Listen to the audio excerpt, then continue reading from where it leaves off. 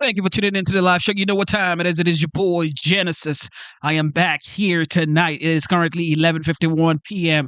And of course, today's date is the 25th of March, 2025.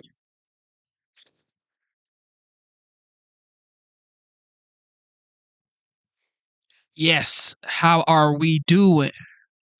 Welcome back to the live show. Yes, man, it is your boy, Genesis, one more time. Are we having a good time?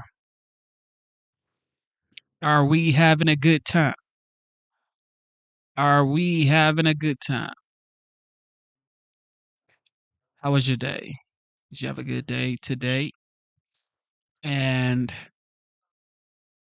do you know what's currently going on in the United States? If you don't, welcome to the channel, okay? I'm going to tell you everything going on in the United States, recently, of course. And like we all know, some of you don't know, the OG, the 45th, now the 47th President of the United States, he had a meeting today with a couple of his cabinet members. And they spoke about a lot of things, which we're going to listen to right now. Issues that truly matters in the United States, as well as the war chat leak by Pete Hegseth and a lot of people. All right. Tulsi Gabbard, FBI Director Kash Patel. A lot of people were, in that group chat that apparently got leaked, or somebody invited a journalist in the chat, and the president spoke about it in his meeting, and I'm very excited to check this out with you guys. Let's see. We're going to have a little session today on the ambassadors. It's a group of people that were selected. They're doing very well. They're very far along in the process, and they're going to each introduce themselves and talk about the country that they're going to. They might say a little bit about themselves also, because people are very interested in that.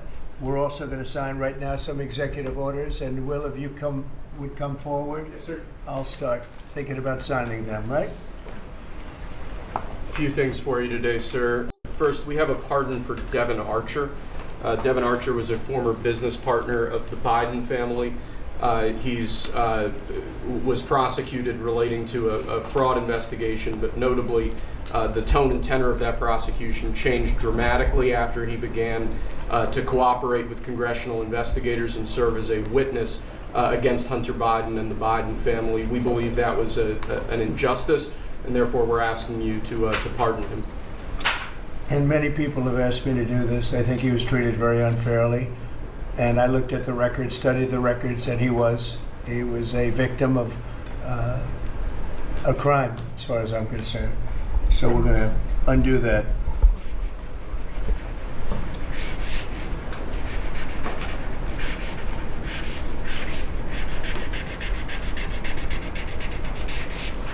All right. That's Devon Archer. Congratulations, Devon.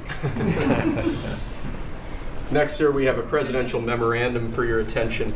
This memorandum requires the immediate declassification of all FBI files relating to the Crossfire Hurricane investigation. This was obviously one of the instances of the weaponization of law enforcement powers of prosecution against you and others.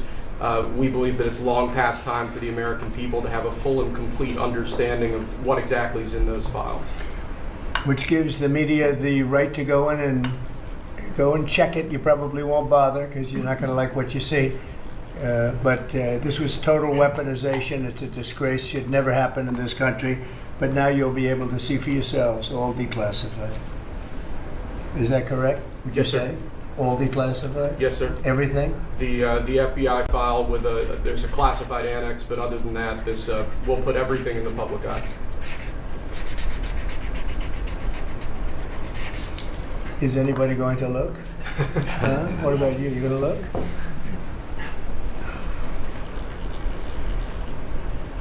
And frankly, the FBI should be ashamed of themselves, and so should the Department of Justice, and so should Biden.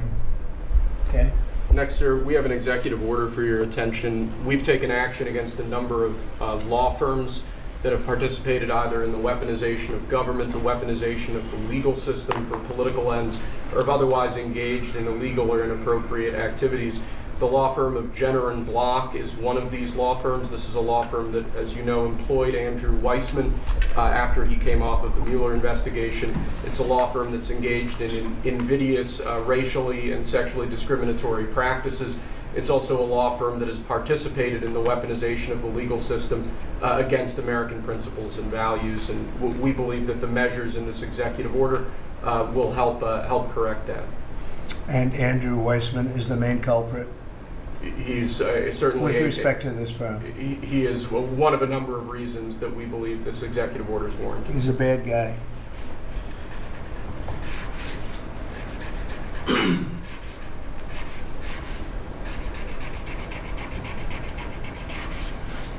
Okay.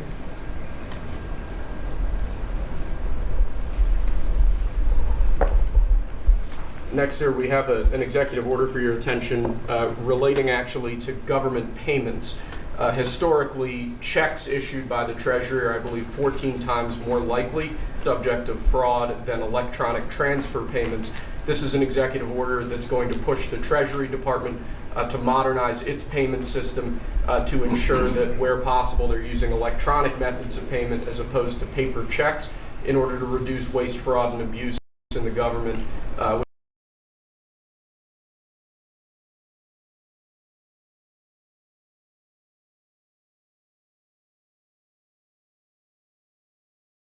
We've been pursuing in numerous aspects of government under your leadership. It's basically modernization of equipment and methods, and it's something that really I think he's going to be a great Secretary of the Treasury wanted, Scott, and so we're doing this, and we have other modernization programs going on. We could let somebody else, whoever's next, whoever that may be, do it, but it's something that should have been done 25, 30 years ago.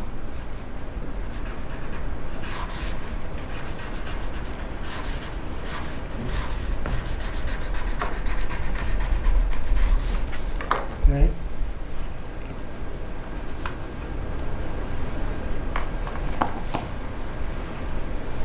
Along similar lines, sir, this is an executive order.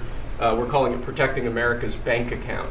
The basic idea here is that instead of having lots of different departments and agencies and offices issuing payment, often without justification, often without any provided rationale, we're going to be centraling payment processes where possible in the Department of the Treasury and ensuring that measures are taken in Treasury against waste, fraud, and abuse to ensure that money that's leaving the public Treasury is as protected as it possibly can be. All right, good.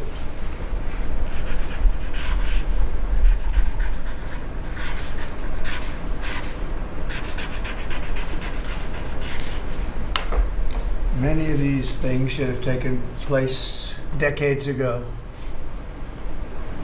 or longer.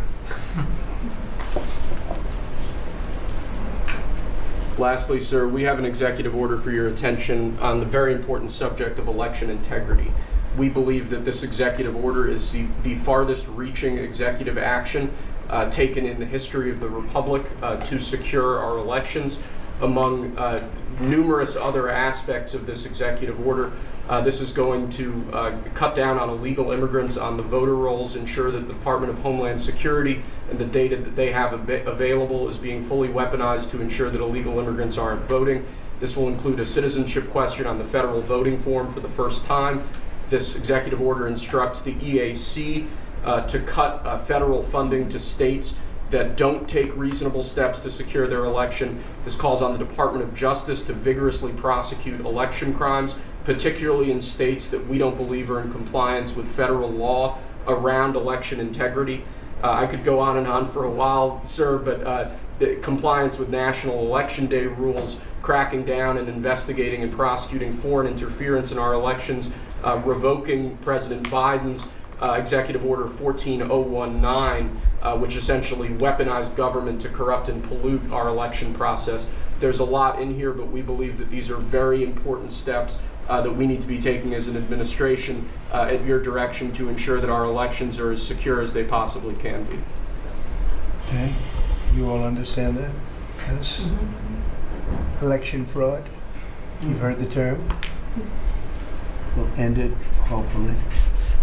At least this will go a long way toward ending it. There are other steps that we will be taking in the coming weeks, and we think we'll be able to end up getting fair elections. Perhaps some people think I shouldn't be complaining because we won in a landslide, but we got to straighten out our election. This country is so sick because of the election, the fake elections and the bad elections, and we're going to straighten it out one way or the other.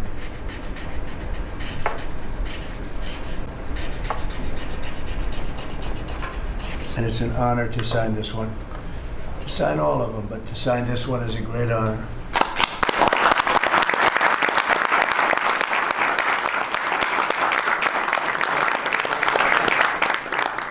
Thank you very much. Sorry, sir. So we're going to go around the room a little bit quickly, and we're going to introduce these very outstanding people. They've had, in all cases, outstanding careers. They're very incredible people that are going along as rapidly as the system can go along. We're ahead of, I guess, anybody else thus far. So I want to thank John Thune. He's done a very good job, and the whole Senate. We're being delayed as much as possible by Democrats, but that's standard. It gets to be just standard. But the process is moving along very quickly. So, Sergio, just say hello, and then we'll introduce everybody. Absolutely. Sergio Gorham, Director of Presidential Personnel. It's been an absolute pleasure again to know every one of you every step this way. As the President said, we're at a record pace. We have more nominees today from the Senate than at any previous point, over 70. And that's a record in 2 months. And we're proud of that. And we're determined to ensure the world has America First patriots in all of our posts. Charlie? Charles Kushner. I'm going to France and Monaco, and I'm proud to serve under the greatest president of our country. Very proud to serve. Thank you. Thank you, Charlie. James Blair, honored to work here in the White House as Deputy Chief of Staff. And Mr. President, I think that all of these successful people would want to go serve the United States under your leadership as a testament to your vision and leadership. Thank you, James. I'm David Perdue. I'm going to the People's Republic of China, and it's my honor to represent President Trump, the people of America, and represent our interests and values in China. I'm Leah Campos. I'm going to represent the President in the Dominican Republic. Mr. President, thank you for the honor to serve you in the Republic. Thank you. Thank you. Mike Waltz, National Security Advisor. Look forward to working with every one of you on behalf of the President, his leadership, and the American Thanks, people. John Arrigo. So that is Mike Waltz, the person that allegedly added the journalist to the chat, okay, which caused a leak. Well, it's a big deal. All right, it's a big deal because it's supposed to be highly confidential, but for some reason, a journalist was added to the chat. But that right there is Mike Waltz, okay? You heard the president said, "Thank you, Mike Waltz," and this happened today. All right. Mr. President, thank you for the honor to serve you in the Republic. Thank you. Thank you. Mike Waltz, National Security Advisor. Look forward to working with every one of you on behalf of the President, his leadership, and the American Thanks, people. John Arrigo. I am going to the Republic of Portugal, and I'm very excited to do so and serve what I consider one of my closest friends and one of the best presidents this country has ever had. Thank you. Kevin Cabrera, nominated to be Ambassador to Panama. It truly is an honor, President, to be part of your administration. Thank you. Tom Barrack, nominee to the Republic of Turkey. Delighted and honored to be with you, Mr. President, in the host country, which is one of the most ancient in civilization, is in search for your peace, prosperity, and security program. Thank you. Good place. Mr. President. Good leader, too. Yeah, Mr. President, thank you. It's an honor. I'm Pete Hoekstra, you know that. But I am going to Canada. Ooh. I look forward to serving you in Canada and your agenda. And you do a great job. Thanks, Pete. 51st state. 51st state, Canada. Thank you for the nomination 51st. to represent you and the United States to the United Mexican States. And I'm really encouraged by some of the conversations you've had with President Sheinbaum recently and to the increase in support that we've seen of her government along our border. on the important issues. So thank you, sir. They have stepped it up a lot, Yes, sir. Mexico and Canada, so see how it works, right? Yes, sir. Thanks. Matt Whitaker from Des Moines, Iowa. I'm proud to, as soon as I'm confirmed, go represent you at the North Atlantic Treaty Organization. Thank you. George Glass on my way to Japan. Previous administration, I served for you in Portugal. It is a great honor to be able to do this a second time. Thank you very for much. the opportunity. Thank you, George. President Trump, my name is Ken Howry. I'm your nominee to be ambassador to the Kingdom of Denmark, a very close partner and ally. I served for you last time for the Kingdom of Sweden. I want to thank you for the faith you've placed in me as your nominee to Denmark. Thank you. Thank you very much. President Trump, thank you for the honor of a lifetime. My name is Stacy Feinberg, and hopefully I'll have the honor of serving in Luxembourg. And I think that this is the greatest presidency and the greatest time in history, and it's all because of you. Thank you very much. Nicole McGraw, nominated to serve in Croatia, and it's such an honor to be here with you today and to serve you and the American people. Thank you. Thank you very much. President Trump, thank you very much for your nomination to the Republic of Chile. And let me tell you, Border Patrol agents are so thankful for everything that you've done for them. But That man knows more about the border than anybody. I'm going to tell you. Thank you. President's a great honor. Thank you. Thanks, man. Good luck. Good afternoon, Mr. President. Brian Birch. If I'm confirmed, I'll be representing you at the Holy See. And Catholics are very proud of your work. Your team is doing an excellent job, so thank you. Very honored to serve. Thank you very much. Mr. President, thank you again for the honor, the greatest privilege. My name is Summer Sparkus. I will serve this great man at the Republic of Malta. Thank you, sir. Thank you, Mr. President. Joe Popolo from Dallas, Texas. Very proud to serve you at the Kingdom of the Netherlands, the very first country to recognize the United States 250 years ago. Thank you. Thank you. Mr. President, if I'm confirmed, I will be representing you in the state of Israel. It will be an extraordinary honor, and you've done more for Israel than any president in any time of its history, and we are grateful. And I'm hoping I'll get to be there by Passover. Thank you, Mike. And Mike is an outstanding guy. They all are. Mike, I think is going to do wonders for Israel. He actually probably gets along with both sides, and that'll be interesting to see. But the world is watching you, Mike, so. Thank you for tuning into the live show. You know what time it is. It is your boy Genesis. It is currently 12:09. And of course, today's date is the 26th of March, 2025. If you're just tuning in, thank you for tuning in. We're currently watching the OG, the 45th, now the 47th President of the United States, President Donald J. Trump, have a meeting with a couple of professionals as well as his cabinet members, an update on what's going on in the country, as well as the update. Well, that's going to happen towards the end, but of course, you know, Trump always likes to answer questions from the press. But I really want us to hear when he speaks about the war chat that was leaked. Okay, that's what I'm here for. I really want to hear what he has to say about it, because you know he's always talking about competence and performance. He doesn't want people who are not competent. And to me, I believe that what happened may be incompetence. So let's hear what he has to say about it. Good luck. Thank you, Mr. President. Good luck. You're going to do well. Thank you very much. Mr. President, thank you for this great honor to serve the Republic of Italy and San Marino. I'm so looking forward to going over there and working with that great ally, and for the pleasure to serve you. Your staff has been great working with us and have done a great job, and we really appreciate them. Thank you, sir, for pushing this along. And have a good time.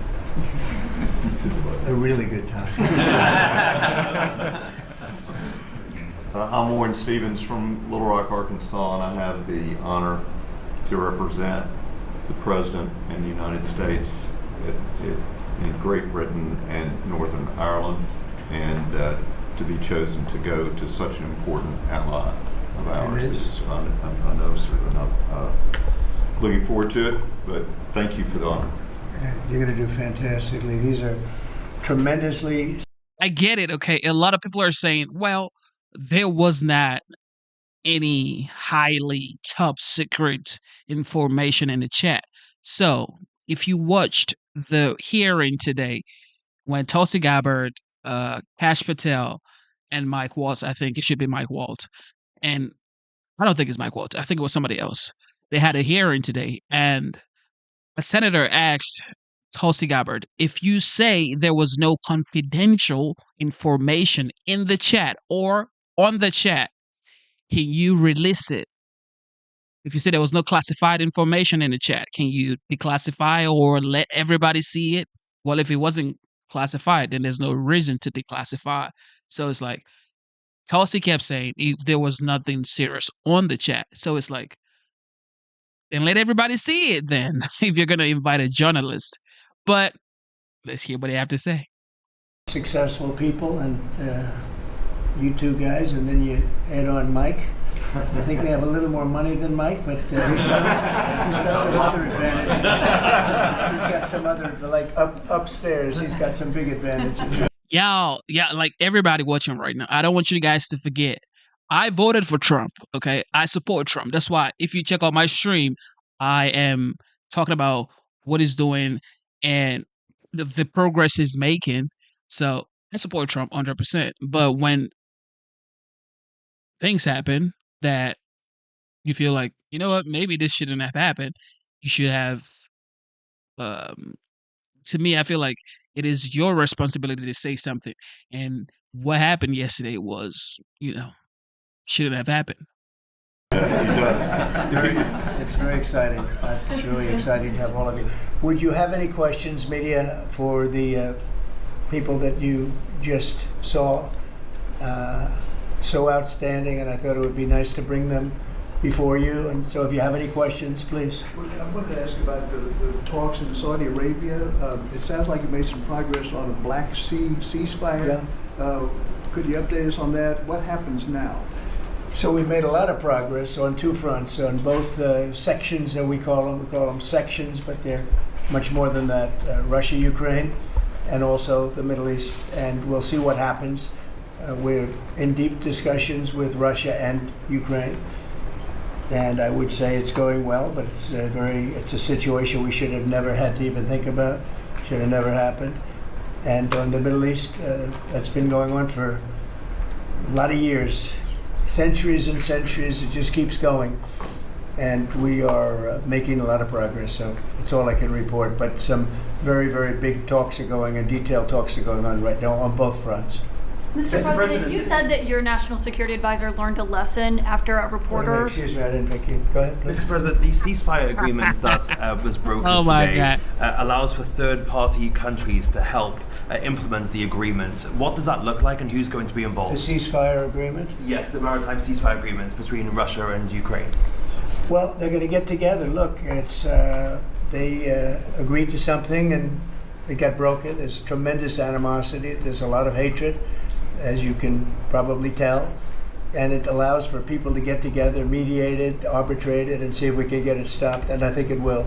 That'll get stopped. What countries are you looking to work with, sir, to help implement and monitor that ceasefire? We have other countries involved, and they're involved very strongly in the process, and that'll be resolved. That's actually, as bad as it is, that's the least of the problems. So we'll get that resolved, and we are being aided by other countries too. Yes, please. Yes. Right. Tomorrow, the subcommittee on Doge is going to review funding for NPR and PBS. Now, every Republican president has always promised to take away this money that's going to these two public news outlets. If they're successful, I know Senator Kennedy has backed it, Marjorie Taylor Greene in Congress has backed it. Would you be interested in defunding and taking away taxpayer dollars to NPR and PBS? Well, I would love to do that. I think it's very unfair. It's been very biased for the whole group. I mean, a whole group of them.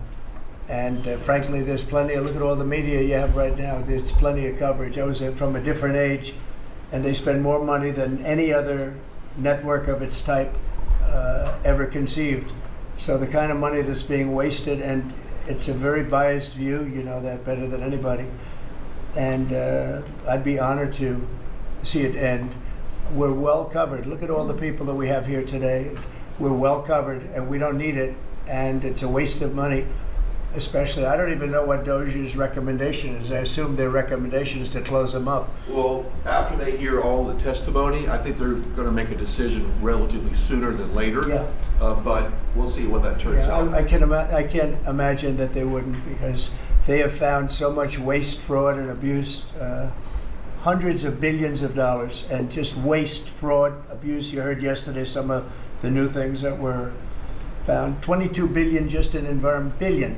You know, if you had 22 million, Warren, it would be nice, but 22 billion put into environmental accounts. One was 2 billion into one account, Stacey Abrams, where they had $100 in the account. And just before I came in, they put $2 billion. And you guys are looking, so you mean 2 million or maybe 200,000? No, $2 billion were put in the account. What do you think of that, Mike? Do you think that's a straight deal? 2 billion? Just write me the check, Mr. President. It's a horrible thing, and we have so many of those things. So they've done an incredible job, and the country wants to hear it. I think Doge is actually very popular because of what's happening. They're hearing about all of these scams and for big money, tremendous amount. And when you add it up, just hundreds of billions of dollars being wasted, and much of it's fraud. You know, we talk about waste. And it is waste and abuse, but a lot of it's fraud. Can I follow up on something? Yeah, go ahead, Brian. I just want to follow up on that. If Planned Parenthood is defunded, would you look into the harvesting of baby organs that they've done throughout the years and maybe go after some criminal prosecution on that? Well, I think you're talking about a subject that is a heated subject. And we'll look into it. We're going to look into everything, but that's certainly a subject that's been debated for a long time, and we will look into it. Yeah. Mr. President, some senators have expressed hope that the White House will support a rescission package to codify some of the Doge cuts into law. Where does the White House stand on that? And are you making progress? Which package? A rescission package to codify some of the Doge cuts into law. You know what? It would be great. I think we're going to do that. I think they're going to do it. I think we're also going to be codifying a lot of the executive orders that we've done, which have been very popular. And we're looking at one, I will tell you right now, that I think perhaps will be controversial, but not with the people, and that's sanctuary cities. We're going to end sanctuary cities for some of these jurisdictions that aren't cooperating with law enforcement. They're guarding criminals. They're taking the rights away from the citizens of this state and their city. And we're going to be ending sanctuary cities if we find it necessary to do in certain major areas. And we may just end the entire thing altogether because it's just a way of protecting criminals. And nobody else is benefited by that. And for some reason, Democrats want to keep and they want to shield criminals from being sent back to their countries or being sent to prison. And in the meantime, the crime rate has gone through the roof. Under Biden, it was through the roof. It's starting to come down, but we're taking a lot of people out of here. So we may be presenting you very shortly with a executive order ending sanctuary cities. Mr. President, are you going to change any of the practices that your national security officials used after a reporter was inadvertently added to a group chat about attacks on Yemen? Well, I think it's a question I've been asked now, and I've given a few answers, and they've all been the same. We have an amazing group. Our national security now is stronger than it's ever been. We have had a very successful, numerous attacks on that area. These are people that shoot down ships, not only our ships, ships all over the world. They're shooting down right out of the water and damaging them badly, or they're going down. They're also shooting anything that happens to be flying in the area. We hit them very hard. There was no classified information, as I understand it. They used a app, if you want to call it an app, that a lot of people use, a lot of people in government use, a lot of people in the media use. And I think I'll ask Mike. Mike is here. Do you want to respond to that, please? Yes, Mr. President. You asked about lessons. I think there's a lot of journalists in this city who have made big names for themselves, making up lies about this president, whether it's the Russia hoax or making up lies about Gold Star families. And this one in particular, I've never met, don't know, never communicated with, and we are looking into and reviewing how the heck he got into this room. But I'll tell you what, the world owes President Trump a favor. Under Biden, global shipping was shut down. pinprick attacks, months between them, our destroyers being fired upon dozens of times.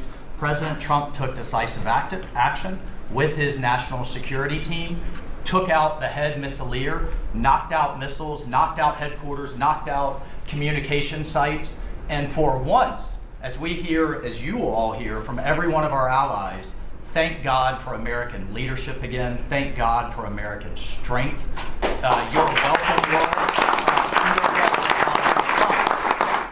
And look, we had a national security team that was coordinating these efforts. As Director Radcliffe testified today, his first day on the job, he was introduced to this app on his government systems at the CIA and at the State Department and otherwise. So look, this journalist, Mr. President, wants the world talking about more hoaxes and this kind of nonsense rather than the freedom that you're enabling. And a key part of our sovereignty is open sea lanes and knocking the crap out of terrorists, which is exactly what your team and Pete Hegseth, a good friend and fellow veteran, is leading the charge on. And it's an honor. We had a very, very successful. I get it. Okay, I get it. Shout out to his answer. But the question was, bro, why was the chat everywhere? That's the question. Okay, we get it. Trump is doing a great job. Trump has been doing a great job from day one. He signed executive order to shut down the border. He's been bringing back the hostages. He's been doing great work. However, what happened yesterday happened. Okay, but I am hearing an update right now saying that Mike Waltz actually has come out to take full responsibility for the leak. He didn't do it here, I guess, because we're both watching this right now. He didn't say anything about, I apologize for leaking, whatever. But he's came out now to say he takes full responsibility for the war chat leak. But we're gonna check that out after this. Stay tuned. We had a very, very successful evening, and we've had numerous successful evenings and days in that area. The Houthis are absolutely on the run. The worst of them has been killed. This should have been done a long time ago by Biden, but Biden was an incompetent president. He couldn't do anything. He didn't know where he was going. He had no clue. This guy had no clue. This should have been done a long time ago. As they shoot missiles at ships, randomly shoot missiles at ships, and they make their own missiles. This is not an incompetent group of people. They make their own missiles. They get the missiles also from Iran. It's an offshoot of Iran, another offshoot. You have Hamas, you have Hezbollah, you have the Houthis. You got a lot of stuff going on with Iran. And we sent a letter to Iran. You're going to have to be speaking to us one way or the other pretty soon, because we can't let this happen. But that's an app that a lot of people use, and somebody got on. I happen to know the guy's a total sleazebag. The Atlantic is a failed magazine. Does very, very poorly. Nobody gives a damn about it. It gives. Oh God, this is the OG that we all know. The OG we all know. His name is OG Trump. Check him out. Sleazebag, he calls him. You have Hezbollah, you have the Houthis, you got a lot of stuff going on with Iran. And we sent a letter to Iran. You're going to have to be speaking to us one way or the other pretty soon, because we can't let this happen. But that's an app that a lot of people use. And somebody got on. I happen to know the guy's a total sleazebag. The Atlantic is a failed magazine.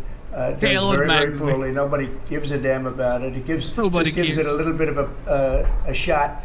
And I will tell you this, that they've made up more stories, and they're just a failing magazine. The public understands that. He's a very good man. That man is a very good man right there that you criticize so strongly. Did he make a mistake? He's a very good man, and he will continue to do a good job. In addition to him, we had very good people in that meeting, and those people have done a very, very effective job, and you're going to see it. And it goes on, by the way. It's going to go on. And I think the Houthis wish that it didn't happen, but that's what it's all about. We have to create a safe country, a safe world, and that's what we're doing. Do you think national security was put at risk, Mr. President? Of senior officials using signal Do I moving plan to forward? ban who? The use of signal to communicate from senior officials. Well, I don't know I don't know anything about Signal. I wasn't involved in this, but I just heard about it. And I hear it's used by a lot of groups. It's used by the media a lot.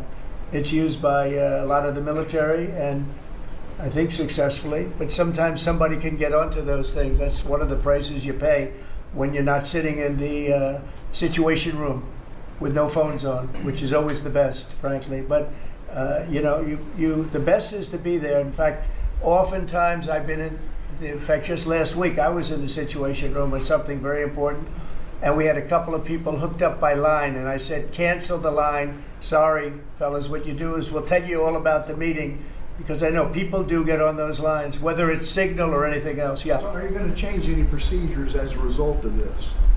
Well, I mean, look, we look at everything, and they've made a big deal out of this because we've had 2 perfect months. We are bringing in business. We have another one announced tomorrow, a big one, very big. Like in the history of our country, nobody's ever seen anything like it. And I think probably a lot of people are saying they started by saying it was the greatest first month that a president has ever had, and I think that's true.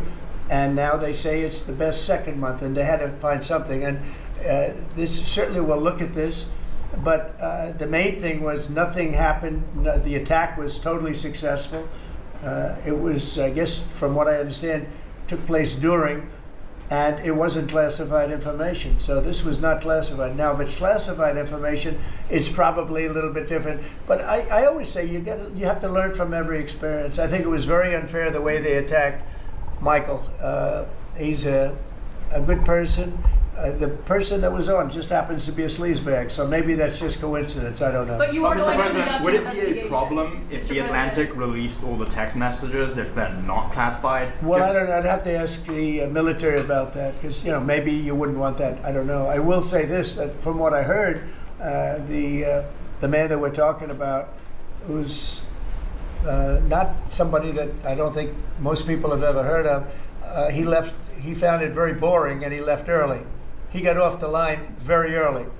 So I can't speak to it other than that. So he's made up a lot of stories, and I think he's basically bad for the country. But it's a failing venture, very failing venture. They're very upset, and a thing like this is publicity for them. But I don't think we should allow people that are very good, like that man sitting right at the end of the table, who's done a great job.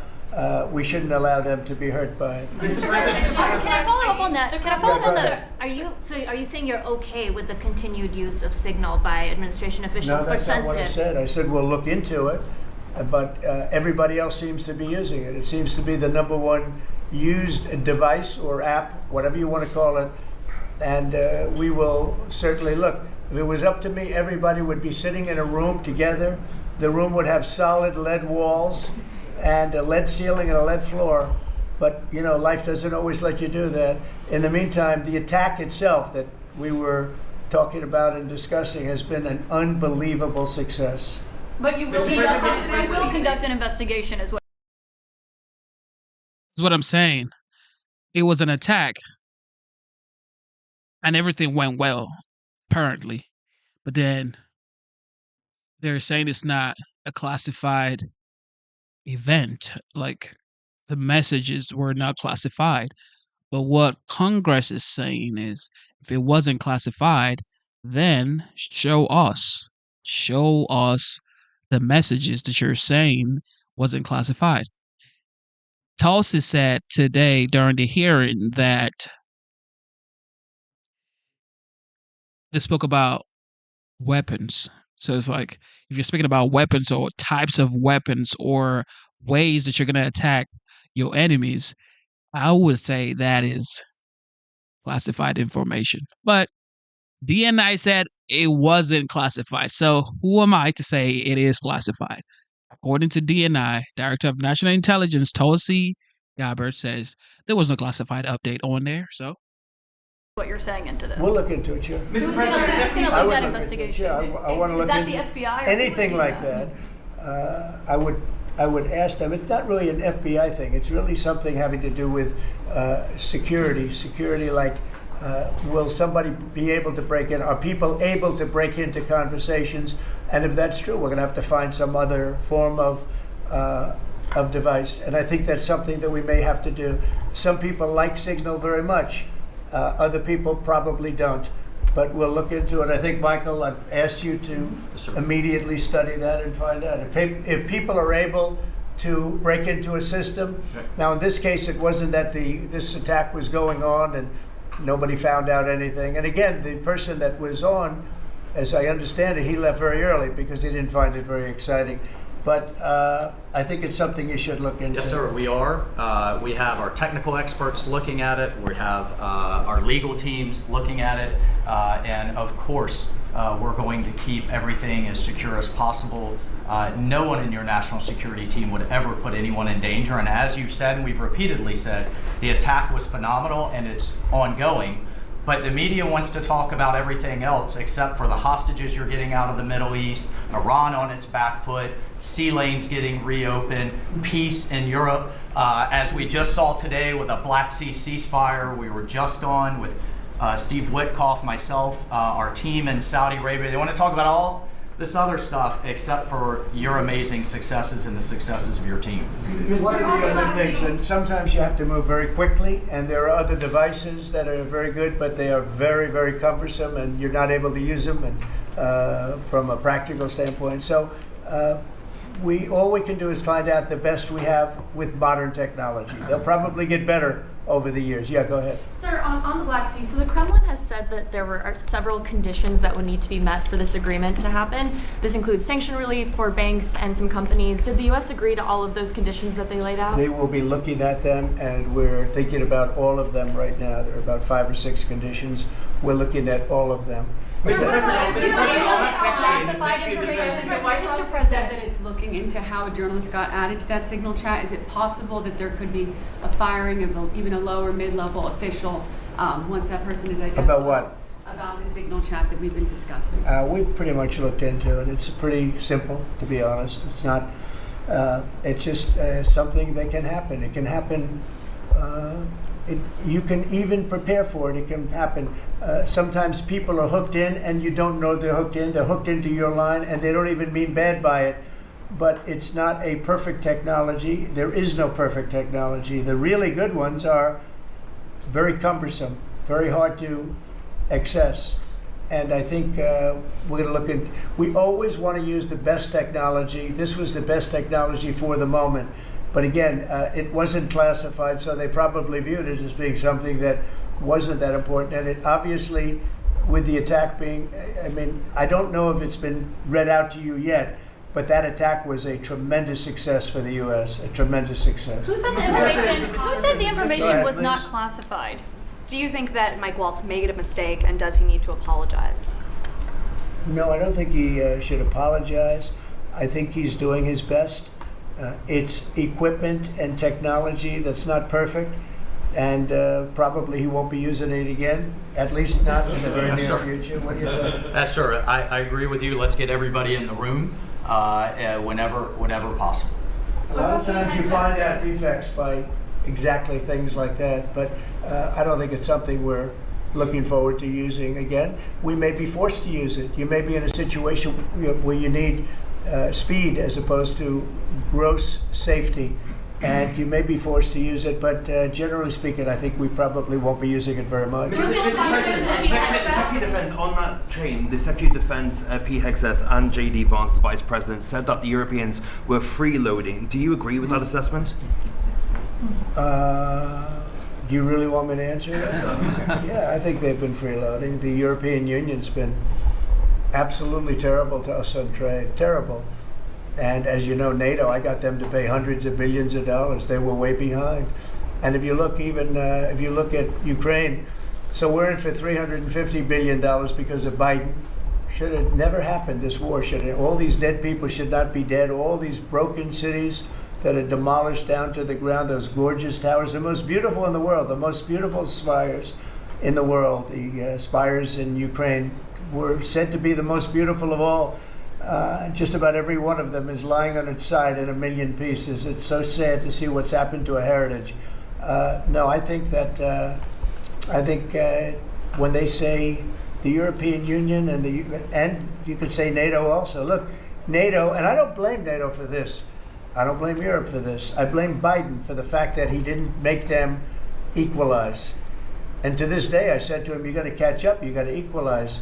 But why are they in for $100 billion and we're in for possibly $350 billion? It shouldn't be. It shouldn't be. And you could say more important for them because we have an ocean in between. So, you know, it's one of those things. You'll be seeing Liberation Day. I call it Liberation Day in America. You're going to be seeing it on April 2nd. Didn't want to do it on April 1st for the obvious reason, April 2nd. But you'll be seeing tariffs. And I think I've been very fair. I have them set. But I think I've been very fair to countries that have really abused us economically for many, many decades. But so on the same group chat. That information was not classified. Which of your national security advisors Just told you following that? up on your comments on the economy, there is reporting that consumer confidence fell for the fourth straight month. What is your message to Americans who are concerned Well, about I know this, that for the first time in like 50 years, right track, wrong track, we were on the right track. And I think people see that. And if you look at prices, prices are way down. You know, when I first came here, the first time I met with you people officially, they were screaming at me about eggs. I said, I've been here for a week and I'm being yelled at about eggs. Egg prices have come down 45–50% in the last week and a half. And our Secretary of Agriculture has done a great job, as you know, Brooke. She's done a fantastic job, and others working with her have done a great job. But we brought eggs down at a level that nobody thought we could get at. I inherited that situation, and I inherited a grocery situation. The groceries went way up, an old-fashioned word, but it's a very descriptive word. Groceries have gone through the roof. And I used to campaign on it. I used to say, we're going to get groceries down, and we have got it down. I watched a certain newscast over the weekend, and a congressman, Democrat congressman, said, well, Trump's done a lot, I agree. He's been great on the border, he's been great on the military, but you know, he hasn't brought prices down. That's false. Gasoline's way down. Eggs are way down. Groceries are down, very substantially, but down. Almost everything's down. Now, I'd like to see interest rates come down a little bit, and you're going to see billions of dollars, even trillions of dollars coming into our country very soon in the form of tariffs, because we were abused by presidents, and frankly, in all fairness, it wasn't their expertise, but they had no idea what they were doing. Mr. President, you say tariffs will create more jobs here in America. Oh, so yeah, sure. Which So states? It'll create a lot of money and more jobs. But if you look, so in the last, these gentlemen would know about it, and ladies, because some of the ladies are great businessmen in this room that are becoming ambassadors. Great, really great, top of the line. When you look at the number of companies that have said, like we're close to, I would say close to $4 trillion. We never had numbers like that. The number one chip maker in the world from Taiwan coming in with $200 billion. We have Apple. Look at Apple. $500 billion. $500 billion. They're going to build plants all over the United States. They were all being built in China.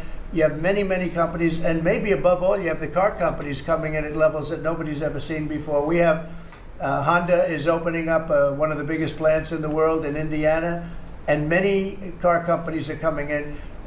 We have AI. We're leading China by a lot in AI, and we're going to keep it that way because we've made it very good for them, and we're going to protect them. Once they're here, we'll protect them through taxes, through incentives, and also through tariffs. Thank you very much, everybody. Thank you very much. Thank you. There's something you cannot say about Trump. You can never say he's not transparent. He would answer questions, even if is in the hot water. And he is actually right now because, of course, his cabinet member caused a leak in war chat. So, with that being said, you have to applaud him for his transparency and the ability to be able to say, you know what, it is what it is. We're going to talk to American people and let them know this is what it is.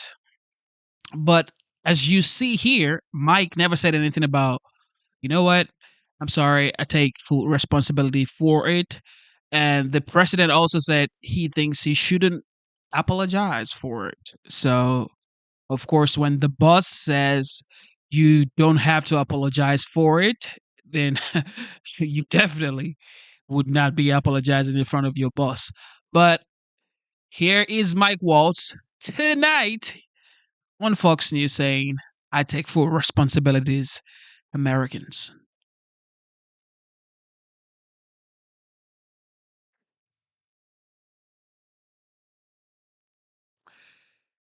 Is this going to come up or not? Is this going to come up or not?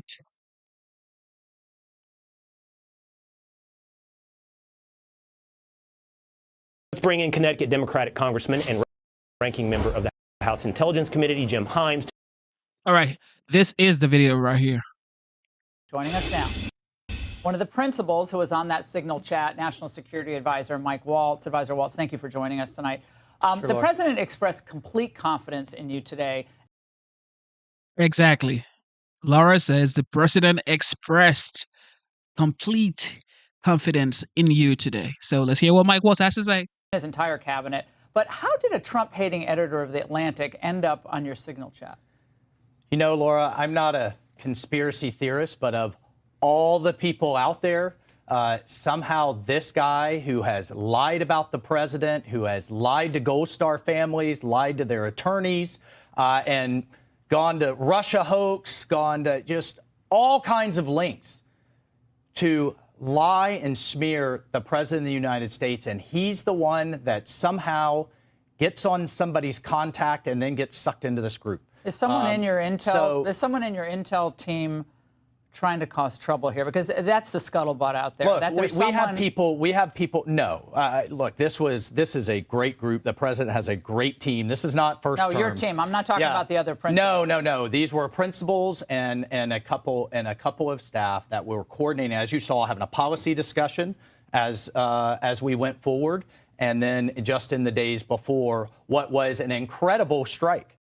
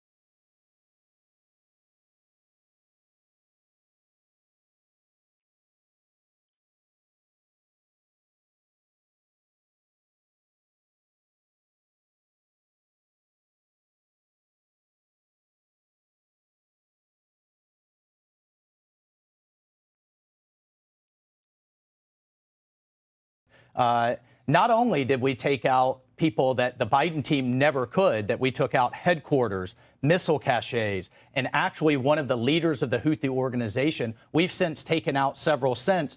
And, you know, that's what they don't want to talk about. They don't want to talk about the success here. They don't want to talk about the hostages getting released. They don't want to talk about the Black Sea ceasefire that we just put in place today as the president ends the largest land war in Europe, or the border, or the fact that Panama just kicked China out of the canal, and success after success after success. So they want to focus on this.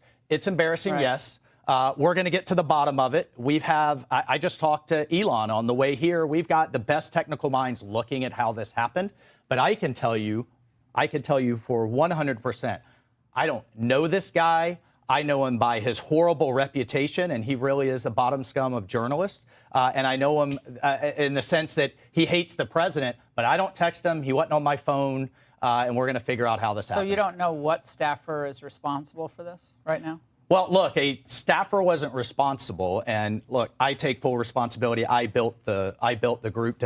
My job is to make sure everything's coordinated. But how did the execute number? I mean, I don't mean to be pedantic here, but how did the number? Have you ever had somebody's contact that shows their name, and then you have somebody else's number there? I never make those mistakes. Right? You got somebody else's number on someone else's contact. So of course I didn't see this loser in the group. It looked like someone else. Now whether he did it deliberately or it happened in some other technical mean is something we're trying to figure out. So your staffer did not put his contact information. No, but how did it end up in your that's phone? That's what we're trying to figure out. Okay, but that's a pretty big problem. That's what we've got the best technical minds, right? That's disturbing. And that's where, I mean, I'm sure everybody out there has had a contact where it was said one person and then a different. Yeah. Look, I get it. But you are Mike Waltz, okay? You're not everybody else. You work with the commander-in-chief, okay? So don't say everybody else. I voted for Trump, okay? All right, I did. But nah, Mike. I like the fact that he said, I take full responsibility for it, okay? But don't say everybody else, you guys have your own. No, you have the highest resource in the land at your disposal, so then it was everybody else. Phone number. But you've never talked to him before, so how's the number on your phone? I mean, I'm not an expert in any of this, but it's just curious. How's the number on your phone? Well, if you have somebody else's contact and then somehow it gets someone sucked sent in, you that it gets contact. sucked in. Was there someone else supposed to be on the chat that wasn't on the chat that you thought was on the chat? So the person that I thought was on there was never on there. It was this Who guy. was that? What person? Well, I'm not. Look, okay. Laura, I take responsibility. I built the group. Okay. So that is what I respect. Taking full responsibility for it. That's it. But look, that's the part that we have to figure out, and that's the part that embarrassing, yes, but Pete and I are veterans. We know these operations. He has been an excellent Secretary of Defense, and this was an operation that, I mean, it amazes me. I guess the Democrats were fine to leave all the sea lanes shut down. We're fine to have destroyers fired on dozens of times by this terrorist group, and fine to have Iran keep supplying them missiles. That was okay. The president takes decisive action. And now we're seeing some real success in taking down their air defenses, opening the sea lanes, taking out their leadership. We don't want to talk about that. We want to talk about this. Now, the Atlantic told us in part that attempts to disparage and discredit us in our reporting follow an obvious playbook by elected officials and others in power who are hostile to journalists and First Amendment rights of all Americans. They're saying don't blame the messenger. Your response to them? Lied about Russia, lied about Gold Star families, lied about even as last year in terms of the president paying for the family of a Gold Star family that he absolutely did. I mean, lie after lie after lie. Have they ever apologized for any of that? No. I mean, this is. Do we care about the mainstream media? Do we care about the Atlantic? What I care about is staying focused on mission, accomplishing the president's agenda, getting these things done, cleaning up the Biden messes from Afghanistan to Ukraine to the Houthis to the border to China all over South America to the Arctic where we're completely exposed to NATO that's not paying up and the president has had success after success, he's got a fantastic national security team. Yeah, I mean, I think it's just stunning how many people on the team have his 100% trust, and there have been enormous successes early on in this administration, but you all are rattling the old cages of the establishment, defense, and national security, embedded people who are still working in government, a lot of great people, but the concern is that somebody got involved here who didn't want the president to be successful. And a lot of us are very concerned about that someone is in this orbit who doesn't want this president of the United States to be a raging success and turn our foreign policy into an America First approach. Look, we made a mistake. We're moving forward, and we're going to continue to knock it out of the park for this president.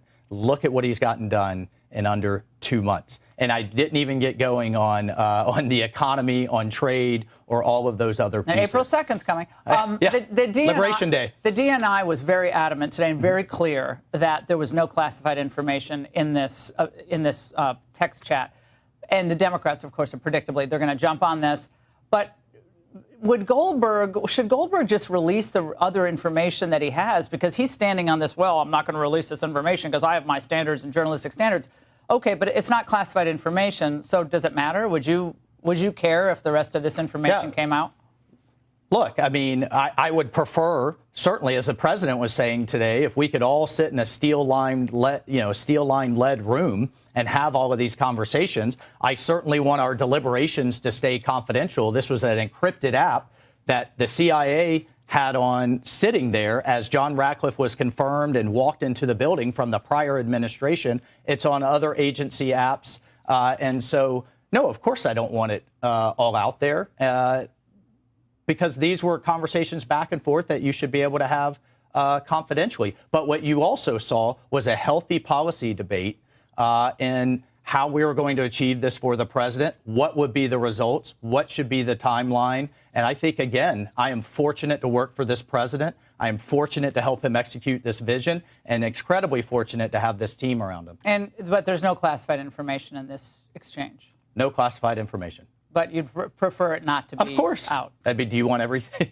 No, well, I don't work for the government. I mean, this is why that's why texting in general is in government situations. Again, as difficult. the president said, if we could all stay in the same room, but when we've got he's always been people like that. moving, right? As he said again today, I mean, that would be his preference. I think all of our preference. But when he has people all over the world and we're coordinating these complex operations, we're moving at Trump speed, fast, doing all of this. We're cleaning.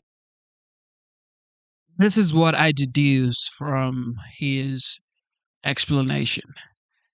We just played the Trump card, okay? We just play the Trump card. Because the fact is, as much as you could say you're Republican or you're Democrat, today's Republican Party, the fact is the OG, the legend, Donald J. Trump, is holding the Republican Party together.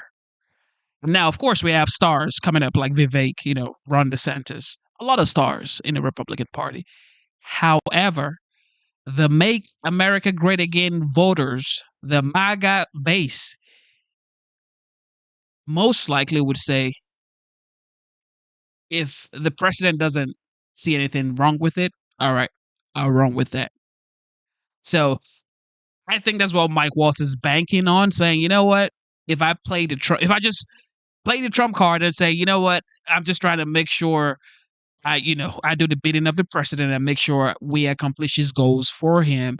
And nobody's giving Trump the credit for the border. As long as you keep it on Trump, nobody's really going to, especially the MAGA voters, they wouldn't really care about, your F up like that, which I think it's a smart move to play that way. But F up is a F up. And I think Mike Waltz, I think he knows this is it.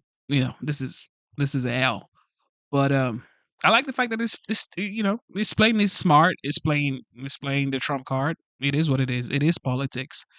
So, yeah. I mean, we're doing 5 or 6 legacy-defining things in the first month. And we're cleaning up multiple Biden messes from the Middle East to Europe, to the mess of our border all at once at the same time. You don't need any distractions. You don't need any side stories or distractions. Yep. And I think people are watching this. Most Americans don't. They want the answers, the bottom line. Yep. About Russia, about Ukraine, about China. But they read stuff like, oh, wait, there was a 2023 DOD memo that said you shouldn't use Signal. And yet you hear Ratcliffe today saying, well, it was commonly used. So doesn't there need to be a standard across the board? Absolutely. Just don't use any of these apps. But then how do you communicate when you're not in a skiff? Well, and that's what you heard Elon talking about, kind of the mess that is government communications. I could tell you, members of that team, I've been very frustrated about, the quality of our communications. We are working to address that. So one of the things that Doge is doing is improving our IT, is improving our ability to communicate. And to the extent we get everybody in the same room, always better. Yeah, it's always better. But you've never met Goldberg. He's out there saying you guys have met in the past, but you've never met him. No idea. Wouldn't know him if I bumped into him, if I saw him in a police lineup. Do now.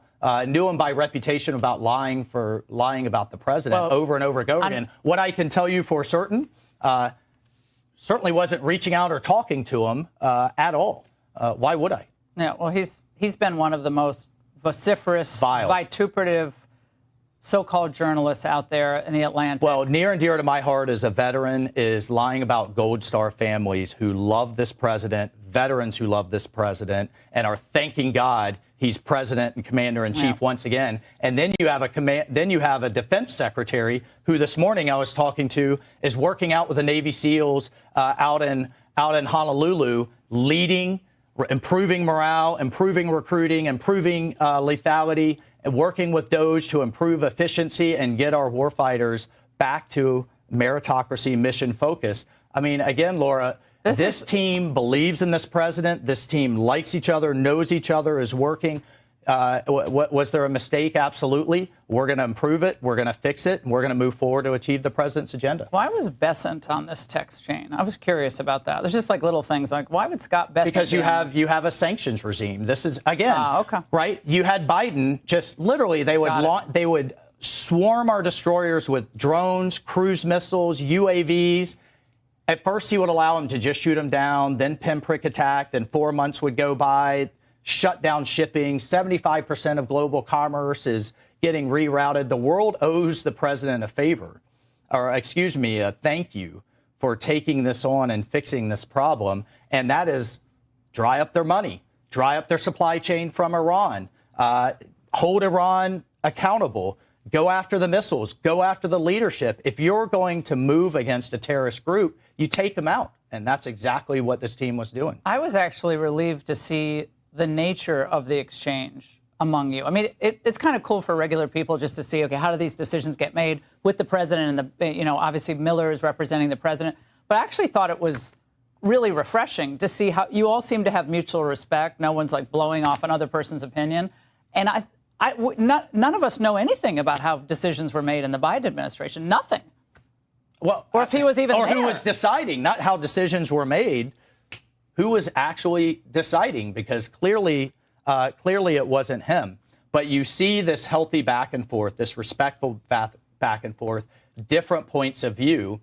But at the end of the day, we're executing the president's vision, the president's direction, keeping it all coordinating and moving at Trump warp speed to do it all at once. I mean, not only have the media been on their back foot and the Democrats been on their back foot, all of our adversaries are on their back foot in terms of how to respond to him and the pace with which he moves. Are we going to end this Ukraine war soon? We just had the next step today. We've had an energy aerial ceasefire. We just defined what those targets that are now off limits on both sides are to de-escalate that. Now we're going to the Black Sea. The president's determined to end the war. And even, Laura, I mean, you have the NATO Secretary General, NATO, looking at the president in the Oval Office saying, you broke the logjam. Just months ago, no one was talking. Now we're going from, if this war will ever end, an endless war of people, treasure, and material, to now how it will end. And of course, the people that were in the endless war camp are going to criticize how this president is going to end it. But he is going to drive it to an end, and it's an honor to be part of it. And lessons learned after the app. We're not using Signal app anymore. Yeah, right. Lesson learned number one is you've got journalists out there who have made fame and fortune trying to trash this president. Yeah. And so, look, we've got to tighten up. So according to Laura Ingraham, she says lessons learned, meaning she's trying to signal to Mike Waltz, like, you know what, just say, lessons learned, we're never going to use that again, and I take full responsibility, which he already did. And I mean, everybody knows this isn't like something to be proud of, for sure. Even if Laura is a Republican, she voted for Trump. She's interviewing him and she's letting him know, no more this, because this is an L. Everybody knows this is an L. But the fact that Mike just, threw in the Trump card, I think it's smart, but it's still a hell. We are tightening up, and we have some of the best technology minds looking at how this happened. Well, it's happened to the best of us, but President Trump just needs no distractions. He needs to, pedal to the metal. 100%, and Laura, it's the honor of a lifetime to work for him. Well, I really appreciate your coming in. There's a kind of a confusing set of facts, and thank you very much, sir. Absolutely. We appreciate it. All right, thank you for tuning in to the live show. You know what time it is. Reporting straight from, what country would you like me to be reporting from? What's his name? Hatrick. He says, what country are you in right now? I mean, country could I be in? Haiti. I think most people would think I'm in Haiti right now. Or maybe Kenya. Or maybe Pretoria, where Elon Musk was born. But I asked in the comment section, name 3 damages the Trump administration has done. We haven't seen 3 damages. He said, he's more than happy seeing other people suffer, but the moment his life is compromised because of Trump, bunch of shit. Like, the federal employees who voted for Trump and lost their jobs, is he shutting it down? Of course, he has no 3 damages, just a bunch of words, like everybody else. Goddamn liberals. All right, here we go. We found you overdosed in a parking lot at the gas. All right, fentanyl in America. Fentanyl in the United States. Okay, you weren't breathing? Addiction is very painful. It hurts. It changed my whole chemistry and my way of thinking. I wanted to be clean so bad, but it's just too hard. I thought, this is my poor daughter. What happened to you? What happened to you? Where are you? Where are you? But I knew she was always in. It's hard when you have an addict in the family. It's hard for sure. There. Okay, this may be sad for some people. I don't want to take some people back, but seek help if you need help. But moving forward, let's talk with President Trump's former national security advisor, John Bolton. I should note, sir, you have already blasted these officials for using Signal. You say it's not as secure government telecommunications, and that we shouldn't believe folks who are trying to make us think that. So what is your reaction to the CIA director defending the use of Signal by testifying this morning that Signal was loaded onto a CIA computer? It was, quote, permissible to use to communicate and coordinate for work purposes, provided that any decisions that are made are also recorded through formal channels. Well, I'd like to know who put it on his computer and when, and why didn't they have another review? We've seen reports just a few days before this group was set up. The Department of Defense sent a memo around saying Signal was very vulnerable. I think the key point here is the United States government over decades has spent billions of dollars to create the world's most secure telecommunications capabilities. And why these senior officials, virtually all of whom are 24/7 able to get onto a secure phone, a secure video, a secure computer, why they would shift off of that for any reason to any commercial system. That's the original sin. Everything else after that just makes things worse. But why anybody would use Signal for any purpose, I can't understand. And if the argument is, well, they did it in the Biden administration, I mean, that's practically a recommendation not to do it. They just accept everything Joe Biden's administration did. That's quite an argument. Yeah, they don't like many things that Joe Biden's administration did. That's very clear. Okay, so that's the original sin. But then the one that is causing a lot of the fallout here is Secretary Hegseth putting all of these operational details into the group chat. Should Jeffrey Goldberg, the reporter who was inadvertently added to the group chat and is privy to these details, should he publish them? He had refrained from printing them because of security reasons, but now you have administration officials minimizing those details being on this platform. Should he publish them? Well, Tulsi Gabbard at least testified there was no classified information in the chain, so that should be a defense in court if the Justice Department were to try and prosecute Goldberg. They could ask for the information back. I think they know that it's classified, and I think, frankly, some of the information published in the Atlantic article was classified. For example, the argument it's made by several people that Europeans and Egypt, I think, were included, are going to have to pay for the outcome of the operation against the Houthis in Yemen to clear the Red Sea maritime passage. Now, I'll guarantee when they read that in European capitals in Cairo today, they said, what? So I think it's like many instances of classification, that would be classified until we actually told the governments or made it public. But when it's made public before we're prepared to do it, I think that almost certainly was classified in and of itself. The whole point of staying in the government-approved secure channels is you can say anything you want. You can talk about today's newspapers. You can talk about top-secret code word information. You can talk about anything in between. You don't worry about it. Once you're on Signal, once you're on any non-governmental, non-secure channel, you're at risk of saying something if you're not careful. And what I think is additionally worthy of investigation here is, was this the first rodeo? Was this the first Signal app group chat in the national security space? You can't tell from the article. I have a feeling it may not have been, and I think that makes it potentially even more serious. There is some hair splitting going on over what is classified and under what authority or under what agency. Let's listen to what Tulsi Gabbard said about that. Senator, I can attest to the fact that there were no classified or intelligence equities that were included in that chat group at any time. So, and I the defer, attack sequencing and timing and weapons and targets you don't consider should have been classified? I defer or were to the classified? Secretary of Defense, the National Security Council on that question. Now, to be clear, Gabbard and Ratcliffe seem to be leaning on this distinction that they say this was not intelligence community classified information. Ratcliffe went on to say the Secretary of Defense is the original classification authority for the DoD and deciding what would be classified information.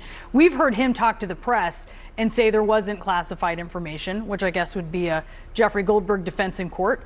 But what is your read there on what Gabbard and Ratcliffe are doing, kind of splitting those hairs? Well, they're trying to cover their posteriors. I think they're very worried. I think they know there was classified information in that chat. This business. Thank you for tuning into the live show. You know what time it is. It is your boy Genesis. Somebody spoke about, I asked for 3 damages the Trump administration has done. Somebody spoke about EPA. Somebody spoke about tariffs. And they spoke about firing tens of thousands of vets and government employees. So that is supposed to be 3 damages. Well, for tariff is not damaging the economy of the United States. Tariff was a way, matter of fact, in the late 1800s and early 1900s, the United States made the most income through tariff. The federal government of the United States made money, like their main primary income was through tariff. So when you say tariff is going to damage the economy, that's false. So you need to go do your research on tariffs, okay? And your number 2 was firing tens of thousands of vets, which I guess you are attributing to Doge, the Department of Government Efficiency. These folks don't even go to work. They work from home. And some of them are not even real people, according to the file that we saw Elon read out, and most of the people in the cabinet of Trump. And for 3, EPA rollbacks. EPA has always been what? Environmental Protection Agency. So it's like what? Protecting the environment? And yet you're burning Tesla? You want to protect the environment, yet a man who's building cars to save your environment, you're burning down his cars. Man, please. about who has original classification authority is important when things are classified, but once somebody classifies it, then it's classified, and it doesn't matter whether it was Tom, Dick, or Harry. So I think what they've said, at least in earlier parts of their testimony, though, remember, this is a statement to Congress. I don't know whether they were sworn in or not. And this is why I love talking to people when the highly educated Democrats are going to say, well, the people that vote for Republicans are illiterates, and the people who vote for Trump especially are way bigger illiterates. That's why he won, and that's why a Republican will win in 2028 and 2032, because the Democrats are going to say, well, the people who vote for these guys are illiterates. Okay. Professional, PhD holder. Why did you vote for Biden? You had the worst economy under Biden. You were sending billions of munitions to Ukraine. You had the highest mortgage rate, highest interest rate under Biden. Trump had the lowest mortgage rate in years in 2019. He's going to do it again. So just relax, okay? Relax. All right. But under Title 18, the U.S. Code, Section 1001, a false statement to a government official, including committees of Congress, can constitute perjury. So I think they're very nervous, and they are trying to split hairs in a sense and say, well, we don't know what the stuff that Hegseth sent out was. And I think Hegseth's response when he was first told about this is the kind of denial that you see from Donald Trump right on through, nothing to see. The fact is, the Democrat that talk like this, people saying the Republicans or people who vote for Trump are illiterates, they make winning easy for Trump and Republicans. Because when you talk to people who work hard every day, who go to work, who provide for their families, who contribute to their society, you tell them that they're not educated because someone comes and say, we need a secured border. We don't want men and women's sport. You call them illiterate. You call them, you call those people, you say, oh, you don't want people coming into our country. You are an illiterate. Oh, you don't want men and women's sport. You are an illiterate. That's why Trump won the election. You haven't learned your lesson.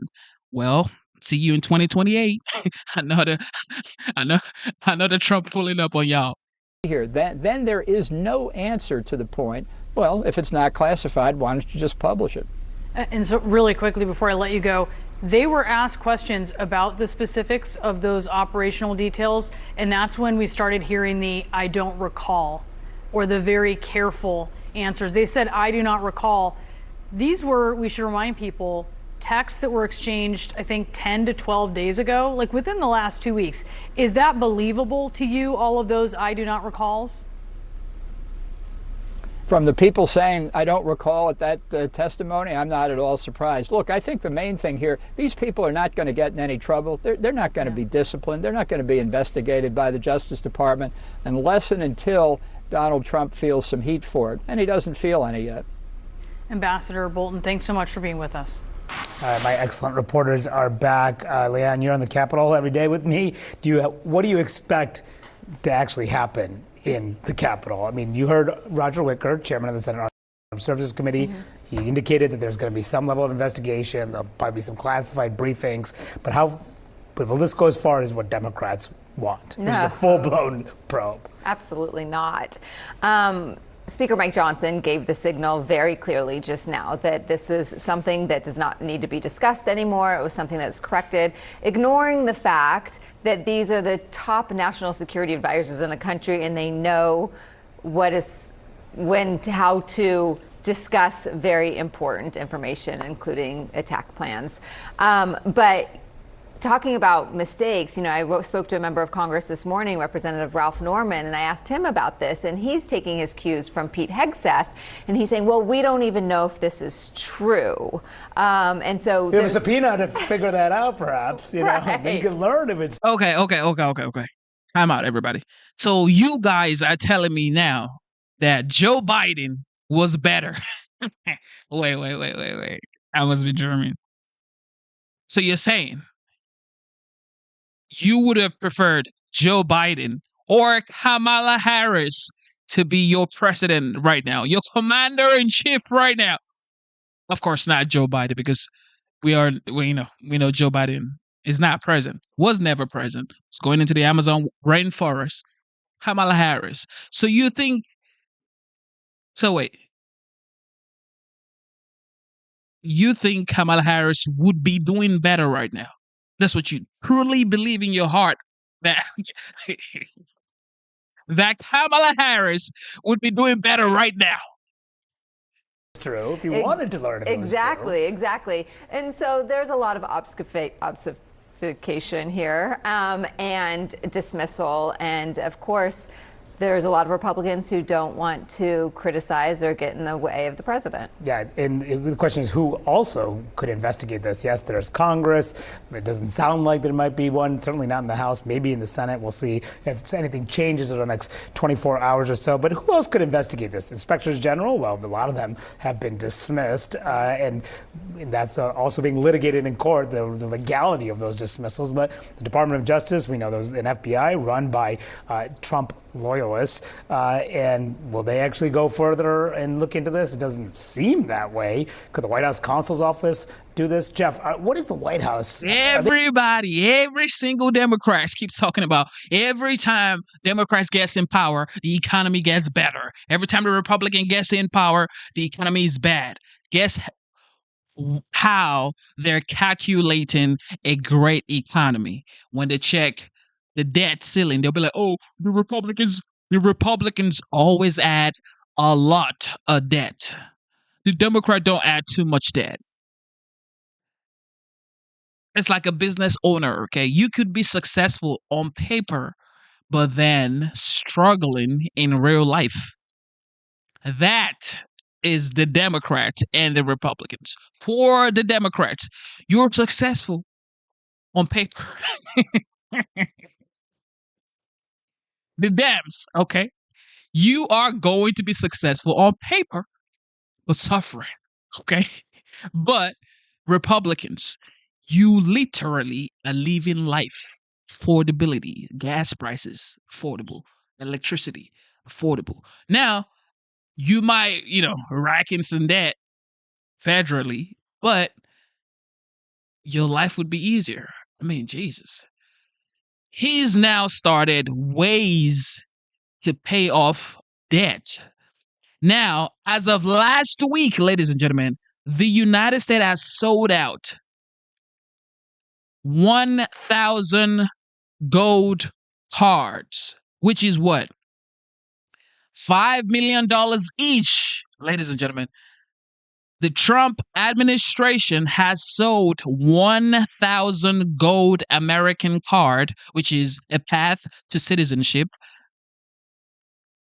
Last week, they sold 1,000, and that's $5 million each. And when Trump was asked, what is this for? What is this initiative all about?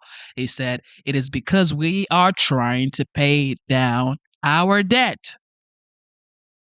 Yeah. I'd rather stay in the Trump economy than anybody else's economy. They said they're going to look into this to some extent. What do we expect from the White House to review what happened here? I mean, there's no doubt that this is viewed, I think, in the president's words, as the only glitch of the administration. So it is viewed as a mistake inside the White House, despite the fact that the CIA director would not even go that far. But we shall see what the review is. We heard yesterday from White House officials. I talked to them. They said there is going to be a review of how much signal is used. It's become, almost as commonplace as picking up the telephone to have a conversation with someone or to send an email. It was used, obviously, a lot on the presidential campaign. Oh, my goodness. I just gave you the explanation, bro. You are successful on paper when the Democrats are in there. All right? But actual real life success, let a Democrat get in power. Some of these let a Republican get in power. Are still active. So there is going to be apparently a review of that. The White House press secretary this morning said that the White House counsel's office is sort of looking into some protocols and advising people. But The reality is they're going to try and move on from this and downplay it. So I'd be very surprised if there, I mean, to Susan's point earlier, there would have already been a special prosecutor. There would have already been an investigation. Phones would have been examined and seized and things, and time is over for that. But I think in the court of, we don't know how this will impact the president. He sees coverage. It takes a few days, but he will be agitated by this. Yeah, and we don't know what the ultimate reaction will be. We haven't really heard from the president much at all. I mean, yesterday in the aftermath of the story breaking, he said he hadn't reviewed it, which seems, for someone who consumes news the way he does, quite remarkable. They said he hasn't seen it, but we have not heard much from the president on this yet. We haven't, but he does watch coverage. We do know that. And I also think it's important to note that Democrats are not powerless in this moment. I was speaking to one of my sources, a Democratic strategist, and what in some corners they are hoping to see are Democrats withhold their votes for anyone related to national security in this moment, or vote no on every single cloture vote until Thune agrees to a real investigation. They can play hardball here. But will they? Will they? Democratic voters have been demanding it. So let's see if they capitulate again or if they use every available mechanism to really stick it to Republicans. Shoot, Local is back in the building, yo. Oh, yeah. Local, get them, bro. Get them. Local is about to get y'all real fast. Y'all going back and forth. Okay, so what do we have here? Secretary Hegseth there saying that nobody was texting war plans. Given you were privy to this group chat, is that how you saw? So this is the guy who leaked and told the world the Trump administration is leaking war chat. Ladies and gentlemen, I was added to the chat. This is the guy. No, that's a lie. He was texting war plans. He was texting attack plans. When targets were going to be targeted, how they were going to be targeted, who was at the targets, when the next sequence of attacks were happening. I didn't publish this, and I continue not to publish it because it felt like it was too confidential, too technical, and I worry, honestly, that sharing that kind of information in public could endanger American military personnel. But no, they were plans for the attack. And they were texted before the attack.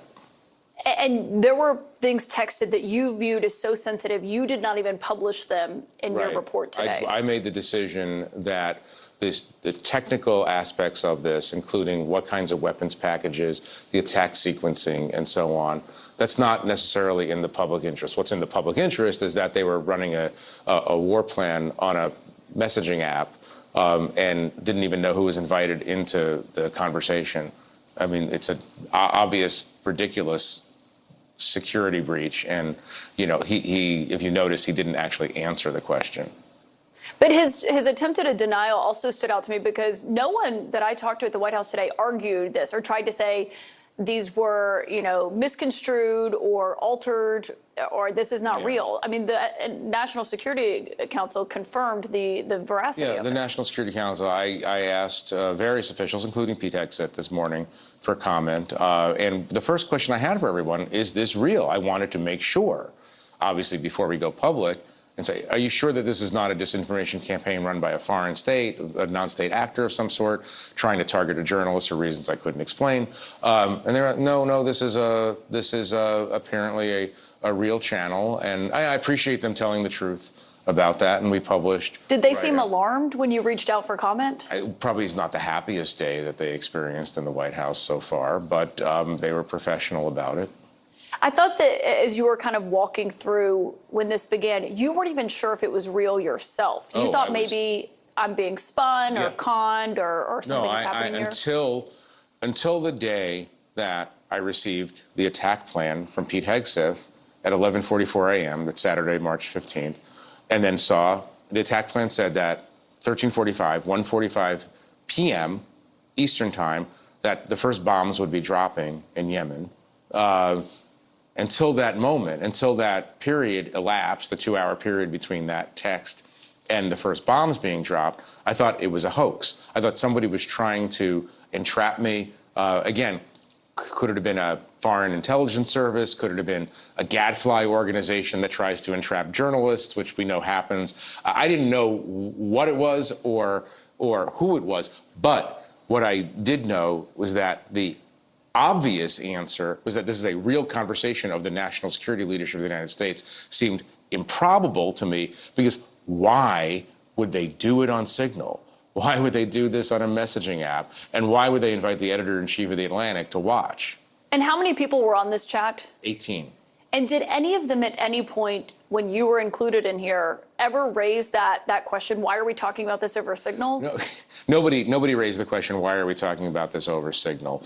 And nobody said, hey, who is JG? You know, because you show up in a little bubble as your initials. And no one at any point said, who's JG? And when I withdrew from the group, you formally remove yourself. You hit a button. It says JG has removed himself from the group. I assumed that somebody would say, hey, who just removed himself from the group? Nothing. You didn't hear from Mike Waltz or anyone else after that? No, nothing at all. I mean, it's a level of incuriosity. I guess that's the polite way of saying it. It's a level of recklessness that I have not seen in many years of reporting on national security issues. And so you eventually remove yourself from the chat. Right. Once I was sure that it was real. But after you've seen everything, I mean, you published these messages. Well, I don't know what I haven't seen since then. But yes, I removed myself and I started writing the story. That's in fair. order to expose the security breach. And some White House reporters today were saying, maybe I would have never removed myself from that. You know, these are tough questions. But I can't go into it, all the decision making involved in this. But I found out what I needed to find out. A, that it was real, and B, that it did represent the kind of gap, the Mack truck-sized gap in their security that I could never have imagined a White House experiencing.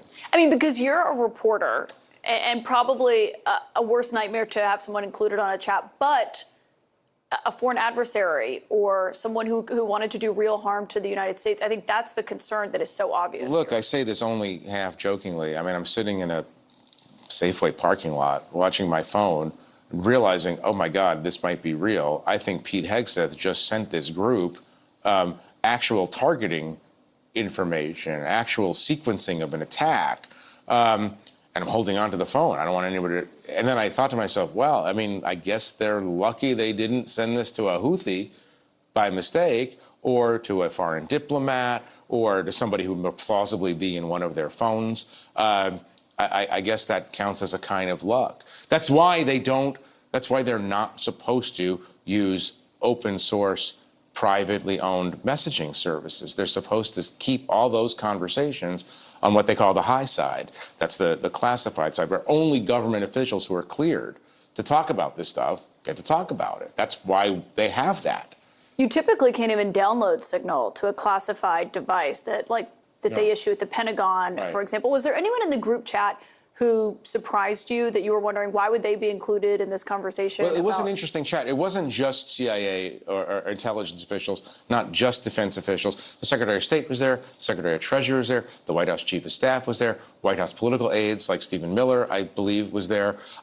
It was a pretty broad group, given that the level that it was at. It was just a kind of an all-encompassing coordination group for a specific action. I would say, to answer your question, I've been surprised by most aspects of this story since I first got invited into the Signal chat. I mean, what? So, of course, he finds a way to come to mainstream media to say, I got added to a chat. Everybody, come see me. You know, even talking about this is not right for Americans. Because if you think about it, you're letting the world see that this happened. Or what if it was a Houthi that got the message? So what, you're trying to incite what? What are you trying to incite? I don't get it. But it happened, so this is what needs to be talked about. Moving forward, this has to be prevented. What have you heard today? I mean, I was getting blown up about this. Messages of people saying that they couldn't believe what they were reading in your piece. What did you hear from people today? That they couldn't believe what they were hearing in the piece. I mean, like I said, I mean, I'm very interested, obviously, in what the professionals say about this, professional reporters who cover these issues like I have, people who have been in government, you know, it's a combination of extreme bad luck. How could you possibly invite the editor of The Atlantic into your chat? What are the chances of that? And also just real anxiety and anger, both about the sloppiness. Remember, American service people were involved directly in this attack. It wasn't just standoff weapons fired from 1,000 miles away. You know, but you can't just put out this kind of information and hope for the best. The other piece that people are upset about, and there's a lot of military people feel this way, is like, hey, you know, we have guidelines about how we're supposed to handle sensitive information. We have to pass tests every year on this. We get punished if we leave something on a desk.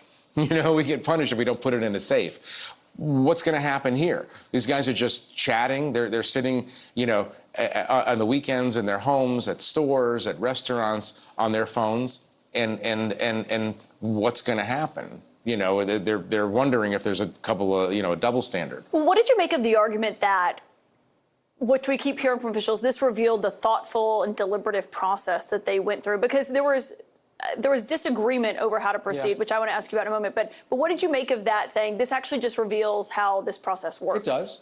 It does. I mean, that was part of the interesting part of the reporting for me, was that, oh, wow, we just found out that J.D. Vance really disagrees with the president on this particular issue. J.D. Vance made a compelling argument.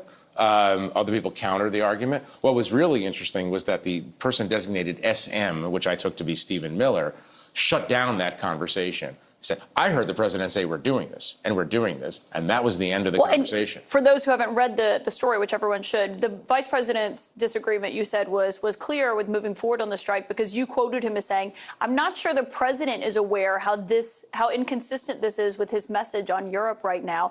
There's a further risk that we see a moderate to severe spike in oil prices. I'm willing to support the consensus of the team and keep these concerns to myself, but he was arguing for delaying these strikes. Yeah, well, what's interesting is that he's saying that he would keep those concerns to himself, but he's basically just told the entire cabinet that he disagrees with the president's decision, and not only that, that he doesn't think the president understands, that's pretty heavy, doesn't think the president understands the consequences and ramifications.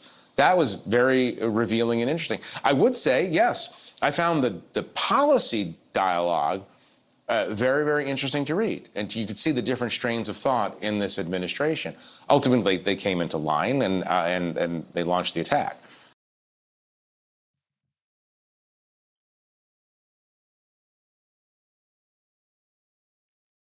Vermont. Thank you.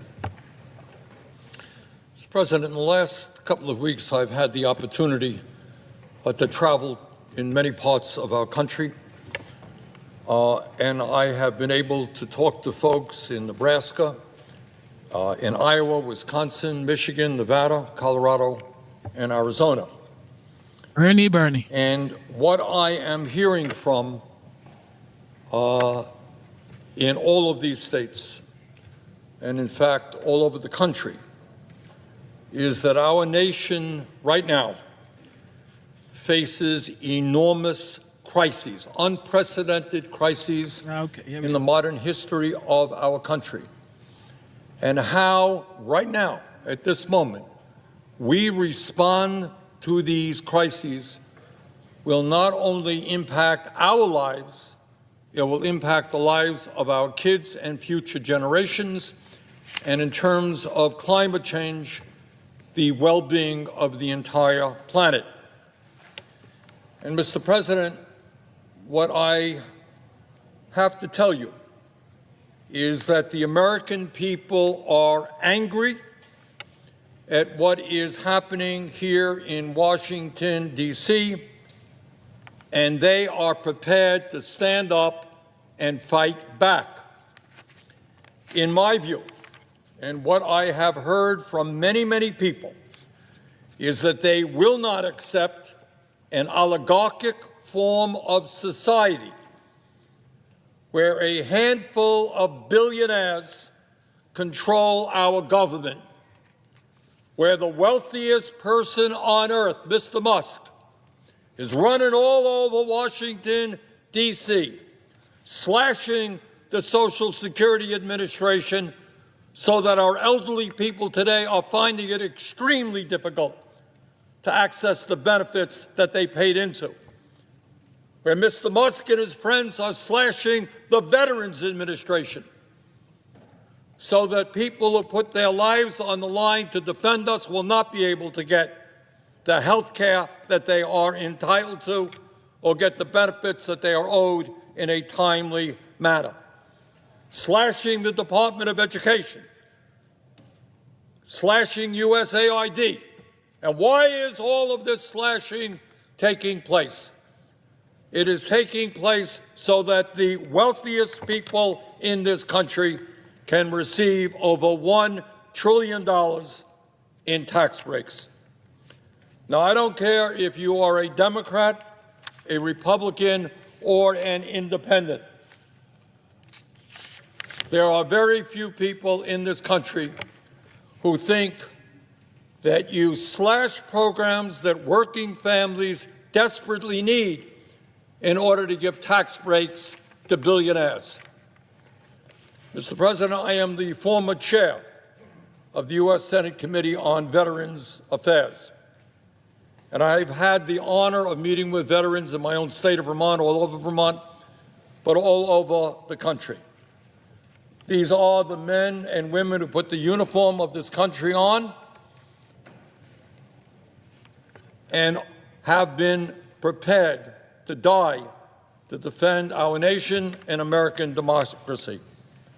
And these veterans and Americans all over our nation will not accept an authoritarian form of society with a president who undermines our Constitution every day. Every day there's something else out there where he's undermining our Constitution and threatening the very foundations of American democracy. That is not what people fought and died to allow to happen. Mr. President, I am not a historian, but I do know that the founding fathers of this country were no dummies. They were really smart guys. And in the 1780s, they wrote a constitution and established a form of government with a separation of powers, with an executive branch, the president, a legislative branch, the Congress, and a judicial branch. These revolutionaries in the 1780s had just fought a war against the imperial rule of the King of England, who was an absolute dictator, the most powerful person on earth.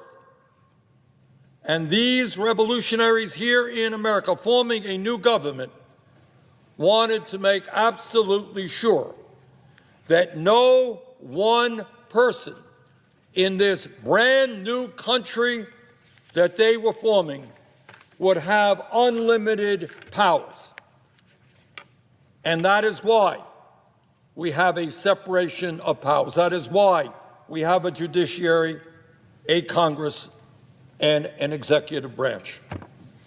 In other words, way back in the 1780s, they wrote a constitution to prevent exactly what Donald Trump is trying to do today. So let us be clear about what is going on. Donald Trump is attacking our First Amendment and is trying to intimidate the media and those who speak out against them in an absolutely unprecedented way, Mr. President. He has sued ABC, CBS, Meta, the Des Moines Register. His FCC is now threatening to investigate NPR and PBS. He has called CNN and MSNBC illegal. In other words, the leader, or the so-called leader of the free world, is afraid of freedom. He doesn't like criticism. Well, guess what? None of us like criticism, but you don't get elected to the Senate, you don't get elected to the House, you don't become a governor, you don't become a president of the United States unless you are prepared to deal with that criticism. And the response to that criticism in a democracy is not to sue the media, is not to intimidate the media, it's to respond in the way you think best. But Mr. President, he responded by suing the media. That's the best way he knows how to respond. it is not just the media that Trump is going after.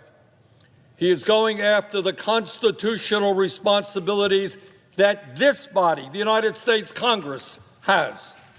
And I will say it amazes me, it really does, how easily my Republican colleagues here in the Senate and in the House are willing to surrender their constitutional responsibilities, give it over to the president. Trump has illegally and unconstitutionally withheld funds that Congress has appropriated. You can't do that. Congress has the power of the purse. We make a decision. We argue about it here. Big debates, vote-a-ramas, the whole thing. Make that decision. That money goes out. The president does not have the right to withhold funds that Congress has appropriated. Trump has illegally and unconstitutionally decimated agencies that can only be changed or reformed by Congress. You don't like the Department of Education? You don't like USAID? Fine. Come to the Congress. Tell us what reforms you want to see. You do not have the right to unilaterally do away with these agencies. Trump has fired members of independent agencies and inspectors general that he does not have the authority to do. But, Mr. President, it is not just the media that he is trying to intimidate. It is not just the powers of Congress that he wants. Now, in an absolutely outrageous, unconstitutional, and extraordinarily dangerous way, he is going after the judiciary. There you go. His view is that if you don't like a decision that a judge renders, you get rid of that judge. You try to impeach that judge. You intimidate judges so that you get the decisions that you want. You know, I'm thinking back now as someone who is not a supporter of the Roberts Court. And I'm thinking about one of the worst Supreme Court decisions that has ever been rendered, and that is Citizens United. I'll say more about that in a moment. And I'm thinking about the Supreme Court's decision to overturn Roe v. Wade, taking away American women's right to control their own bodies. In my view, these were outrageous decisions, unpopular decisions. But it never occurred to me, because maybe I'm old-fashioned and conservative, and I believe that you live by the rule of law, to say, hey, look at the decision Roberts made. We're going to impeach him. No, we try to elect a new president who's going to appoint new Supreme Court justice. That is the system that people have fought and died to defend. But it's not just the movement toward oligarchy, which is outraging millions of Americans, Democrats and Republicans, by the way. And it's not just the movement toward authoritarianism that we are seeing. The American people, especially with Mr. Musk and 13 billionaires in the Trump administration running agency after agency, The American people are saying as loudly as they can that they will not accept a society of massive economic and wealth inequalities where the very richest people in our country are becoming much richer while working families are struggling to put food on the table. Having gone all over this country, I can tell you that the American people are sick and tired of these inequalities, and they want an economy that works for all of us, not just the 1%. You know, Mr. President, we deal with a whole lot of stuff here in the Congress, and, you know, virtually all of it is important in one way or another. But let's do something, you know, fairly radical today.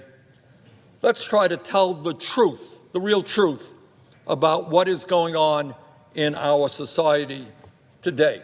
Something that we don't talk about too much here in the Senate. We don't talk about it too much in the House. We don't talk about it too much in the corporate media.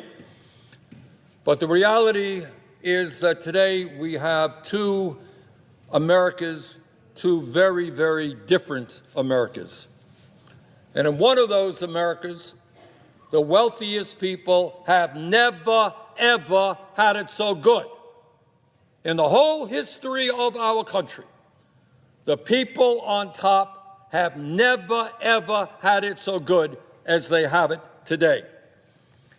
Today, we have more income and wealth inequality than there has ever been in the history of America. Now, I know we don't discuss it. You don't see it much on TV. You don't hear it talked about here at all. But the American people do not believe that it is appropriate that three people, 1, 2, 3, Mr. Musk, Mr. Bezos, and Mr. Zuckerberg, three Americans own more wealth than the bottom half of American society, 170 million people. Really? Three people own more wealth than 170 million people? Anybody here think that is vaguely appropriate? And by the way, those very same three people, three richest people in America, were right there at Trump's inaugural, standing right behind the president. So you want to know what oligarchy is? I know there's some confusion out there. What is oligarchy? Well, it starts off when you have the three wealthiest people in the country standing right behind the president when he gets inaugurated. The top 1% in our country now own more wealth than the bottom 90%. CEOs make 300 times more than their average worker. And unbelievably, real inflation accounted for wages today, the average American worker, if you can believe it, despite a massive increase in worker productivity, is lower today than it was 52 years ago. And during that period, there was a $75 trillion transfer of wealth that went from the bottom 90% to the top 1%. That is the reality of the American economy today. And you know what? Maybe we might want to be talking about that. And in our America today, in that top America, that one America, the 1% are completely separate and isolated from the rest of the country. You think they get on a subway to get to work? You think they sit in a traffic jam for an hour trying to get to work? Not the case. They fly around in the jets and the helicopters that they own. They live in their mansions all over the world in their gated communities. They have nannies taking care of their babies. They don't worry about the cost of child care. And they send their kids to the best private schools and colleges. Sometimes they vacation, not in a Motel 6, not in a national park, but on the very own islands that they have. And on occasion, for the very, very richest, just to have, for a kick, have a little bit of fun, maybe they'll spend a few $1 million flying off into space in one of their own spaceships. Sounds like fun. But it's not just income, massive income and wealth inequality. that we're dealing with today. We have more concentration of ownership than ever before. While the profits on Wall Street and corporate America soar, a handful of giant corporations dominate sector after sector, whether it's agriculture, transportation, media, financial services, et cetera, et cetera. Small number of huge corporations, international corporations, dominating sector after sector. And as a result of that concentration of ownership, they are able to charge the American people outrageously high prices for the goods and services we need. Mr. President, we don't talk about it too much. Maybe we should.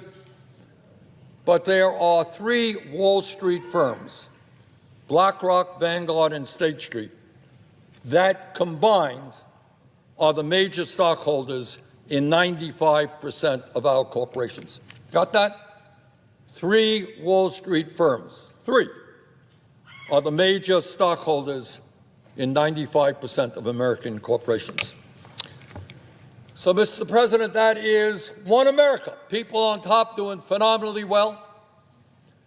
Not only do they have economic power, they have enormous political power. That's what's going on there. They live like kings. That's one America, but there is another America. And in that other America, 60% of our people are living paycheck to paycheck. And millions of workers from one end of this country to the other are trying to survive on starvation wages. And unlike Donald Trump, I grew up in a family that lived paycheck to paycheck, and I know the anxieties that my mom and dad have living in a rent-controlled apartment. Can we afford to buy this? Why did you buy that? And that's the story taking place all over America. What does living paycheck to paycheck mean? It means that every single day, millions of Americans worry about how they're going to pay their rent or their mortgage all over the country. Rents are skyrocketing, and people are wondering, what happens? What happens to me and my kids if rent goes up by 20%? And I can't afford it. Where do I live? Do I have to take my kid out of school? Where do I put my kid? In worst case scenario, do I live in my car? Let's be clear. There are many people who are working today who are living in the back of their cars. How do I pay for child care? Talked to a guy the other day, a police officer, spending $20,000 a year for child care. How do I buy decent food for my kids when the price of groceries is off the charts? What happens if I get sick, or my kid gets sick, or my mother gets sick, and I got a $12,000 deductible, and I can't afford to go to the doctor? How, at the end of the month, am I going to pay my credit card bill, even though I am being charged 20 or 30% interest rates by the usurious credit card companies? People are worrying about simple things. What happens if my car breaks down and the guy at the repair shop says it's going to cost $1,000, and I don't have $1,000 in the bank? And if I don't have a car, how do I get to work? And if I don't get to work, how do I have an income? And if I don't have an income, how do I take care of my family? Those are the crises that millions of Americans are experiencing today. But it's not just working age Americans. Today in our country, half of older workers have nothing in the bank as they face retirement. And they're watching TV and they're seeing Mr. Musk firing Social Security workers and actually worrying whether Social Security will be there for them. And it's not just older workers with nothing in the bank wondering what happens when they retire. 22% of seniors are trying to survive on $15,000 a year. I dare anybody in this country, let alone somebody who's old, who needs health care, needs to keep the house warm, try to survive on $15,000 a year. And there are people here, by the way, talking about cutting Social Security. Mr. President, it is not just about income and wealth inequality.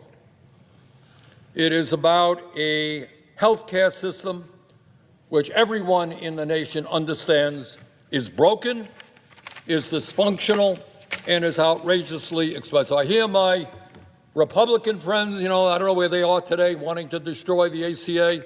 And my Democratic friends say, oh, we got to defend the ACA. ACA is broken. It doesn't work. In my state, the cost of health care is going up 10, 15%.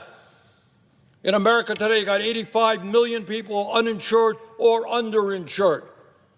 Function of the health care system today is not to do what a sane society would do, guarantee health care to all people in a cost-effective way. Something which, by the way, every other major nation on earth manages to do. The function of our health care system, as everybody knows, is to make billions of dollars in profits for the insurance companies and the drug companies. So I say to my Democratic friends, it's not good enough to defend the Affordable Care Act. It's a broken system. You got to have the guts to stand up and allow us to do what every other major nation does. Guarantee health care to all people as a human right. Not allow the drug companies and the insurance companies to make massive profits every year. And, Mr. President, I want to touch on an issue that gets virtually no discussion, but I think it is enormously important. And it says a hell of a lot about what's going on in our society today. In America, according to international studies, our life expectancy, how long we live as a people, is about 4 years lower than other countries. Most European countries people there live longer lives. Japan, they live even more longer lives than in Europe. So question number one, why is that happening? We spend $14,000 a year per person on health care, almost double what any other country spends, and yet people around the world are living, on average, 4 years longer than we do. But here is the really ugly fact, even worse than that. And that is that in this country, on average, if you are a working class person, you will live 7 years shorter lives than if you're in the top 1%. If you're a working class person, your life will be 7 years shorter than if you are wealthy.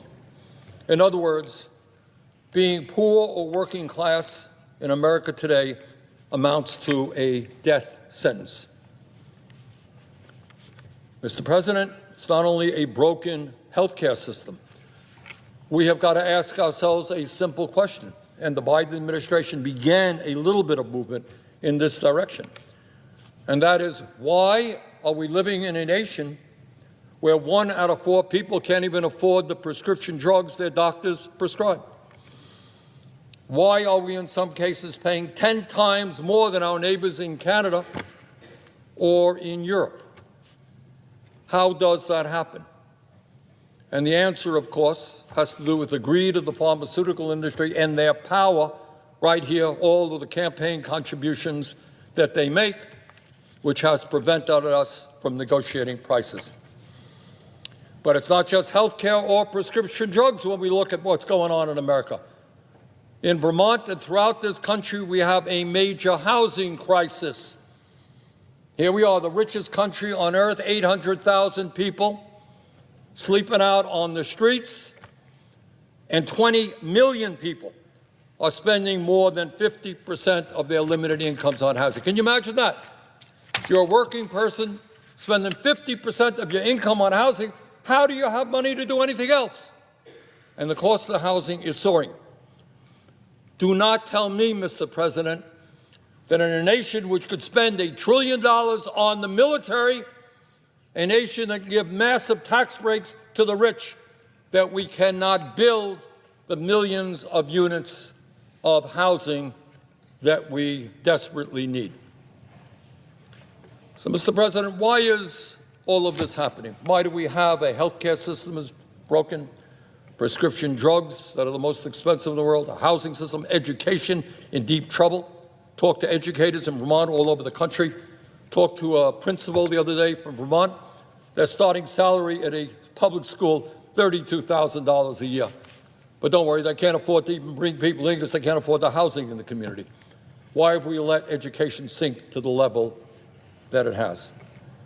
So I think the bottom line of all this, the American people, I think, are catching on. And Mr. Musk, I must thank him because he has made it very clear. We are living in an oligarchic form of society. If anybody out there thinks that Mr. Musk is running around out of the goodness of his heart trying to make our government more efficient, you have not a clue as to what is going on. There you go. What these guys want to do is destroy virtually every federal program that impacts the well-being of working people, Social Security, Medicare, Postal Service, public education, you name it. So they can get huge tax breaks for the rich and eventually make government so inefficient that they will have the ability as large corporations to come in and privatize everything that is going on. So, Mr. President, this is a pivotal moment in American history. And I sense that the American people have had it up to here. They are prepared to fight back. They do not want a government run by billionaires who have it all, whose greed is uncontrollable.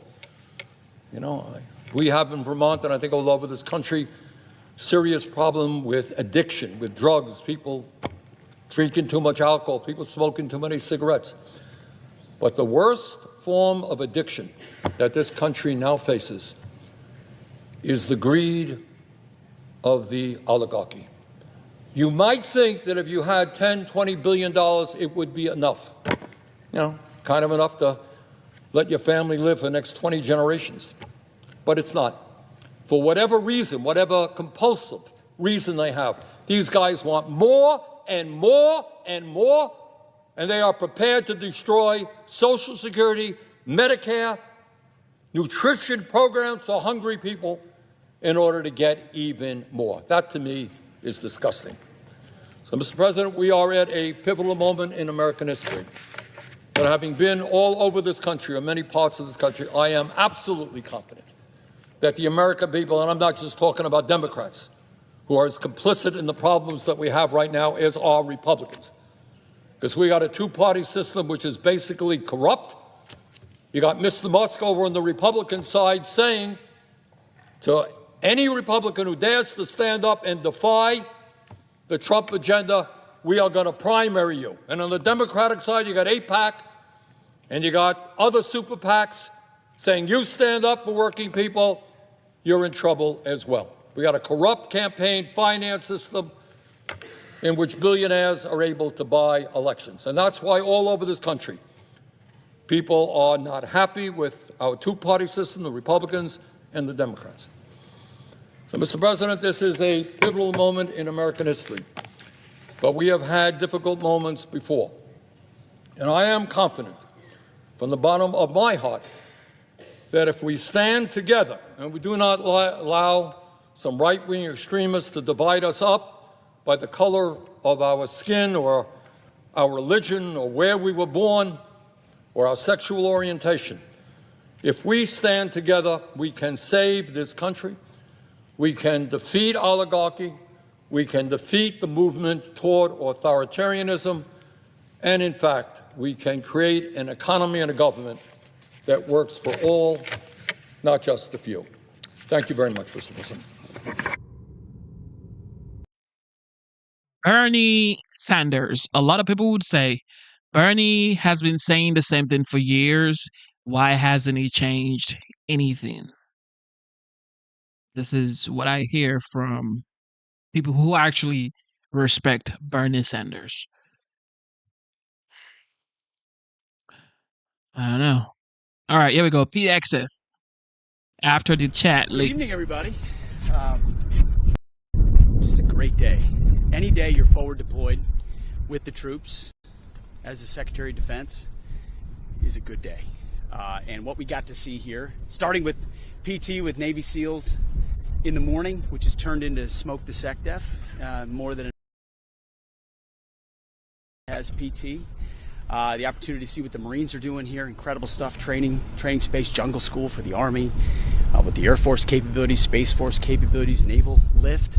It's all here, and it's all a reflection of America's commitment to the Indo-Pacific and the Trump administration's focus on ensuring that we are doing everything we can to deter conflict with the Communist Chinese, who we don't seek conflict with at all. But we will stand strong in deterrence and will posture troops forward. That's why we're going out to Guam and to see our friends in Japan and the Philippines. We're posturing forward, talking and meeting with commanders who have the capabilities that understand the AOR, talking to friends and allies, and in that, it doesn't get any better than watching troops in action, which is a humbling and an honor for me. So it's been a great day here, and we look forward to many more ahead on this trip as we institute, sort of live out, try to showcase the pivot that President Trump is putting toward the Indo-Pacific, making sure we're properly focusing and prioritizing where we should on peer adversaries to stand strong and reflect deterrence. Reestablishing deterrence is part of what President Trump has compelled me to do, in addition to restoring the warrior ethos and rebuilding our military. And reestablishing deterrence is a big part of why we're here. Happy to take a couple of questions. Yeah, Mr. Secretary, thanks. First of all, thanks so much for having me on the trip. That helicopter ride was awesome. I'm sure my colleagues feel the same way. My question's on Taiwan. You mentioned deterrence. Admiral Paparo in his speeches has said that the exercises around Taiwan are not just exercises, but rehearsals for an attack. How concerned are you about China's ability and intent to try and retake the island by force? Well, Admiral Paparo has said China's rehearsals could potentially always be a rehearsal for an attack. The rehearsals, the exercises, the campaigns we're doing in and around the first island chain are not meant to be the precursor to an attack. We're here to deter. We're here to show strength with our allies, and that includes in ensuring that in every possible way American force is projected forward. So we don't want to see a conflict at all. And that's certainly the president's perspective. But we're going to be postured forward and leaning forward as much as necessary to ensure that doesn't happen. And just a quick follow-up. On the counter diversity, equity, inclusions, what's your assessment now 3 months in trying to undo a lot of those programs? My assessment is the DOD will be merit-based and colorblind. You will be judged based on how good you are at your job. Full stop. That's it. And so getting rid of diversity, equity, inclusion, DEI, getting rid of different standards was fundamental to getting back to basics. And that's what when I get a chance to talk to commanders here, that's what I emphasize. We're getting back to basics. Standards at every level need to be adhered to, and that's at a baseline. And when you talk to soldiers, you talk to Marines, they get it. They get it. They've seen the standards slide under the previous administration. They watched, in many different ways how it eroded, or quotas were being met, or different aspects boxes had to be checked. Not anymore. The only box that gets checked in this Defense Department is lethality and your ability to do your job. Ellie? Mr. Secretary, the messages the White House called authentic did at the very least include sensitive details about targets and timing. Did you declassify that information before you put it in the chat? And are you using Signal to discuss operations as sensitive as the strikes against the Houthis on a government or a personal phone? First, all I would say is the strikes against the Houthis that night were devastatingly effective. And I'm incredibly proud of the courage and skill of the troops. And they are ongoing and continue to be devastatingly effective. The last place I would want to be right now is a Houthi in Yemen who wants to disrupt freedom of navigation. So the skill and courage of our troops is on full display. It's a complete opposite approach from the fecklessness of the Biden administration. President Trump said peace through strength will be brought back. Freedom of navigation will return, and that's exactly what we're doing. As I also stated yesterday, nobody's texting war plans, and that's all I have to say about that. So those same troops that you are proud of, do you regret putting information like the ones you did in the signal chat that could endanger those same American service members? Nobody's texting more plans. Kazu, you're up. I know exactly what I'm doing, exactly what we're directing, and I'm really proud of what we accomplished. The successful missions that night and going forward. So you had a conversation with seniors in the Pecan. So how do you had a conversation with senior officials over in the Pecan today and yesterday? And how do you evaluate the importance of Indo-Pecan? Indo-Pecan is critically important. And Admiral Paparo is a fighting admiral. He's a really smart guy who's exactly where we need him at the tip of the spear. Indo-Pecan is where we need to be focusing. What you will see in the interim national defense strategy from the DoD will focus, make sure we're defending the homeland, including the homeland Oconus here in Hawaii, and that we're postured to focus on the Indo-Pacific. So it's critically important. One more. Yes. Thank you, sir. Earlier today at the POW-MIA accounting agency, you were taking a tour of the building and you were shown a wall of Medal of Honor recipients whose remains have been recovered over the years. I'm sure it was a very humbling experience. By sheer chance, one of those recipients that was pointed out to you was a Lieutenant Alexander Bonnyman Jr., a Marine who passed away some time ago, fought in World War II, I believe.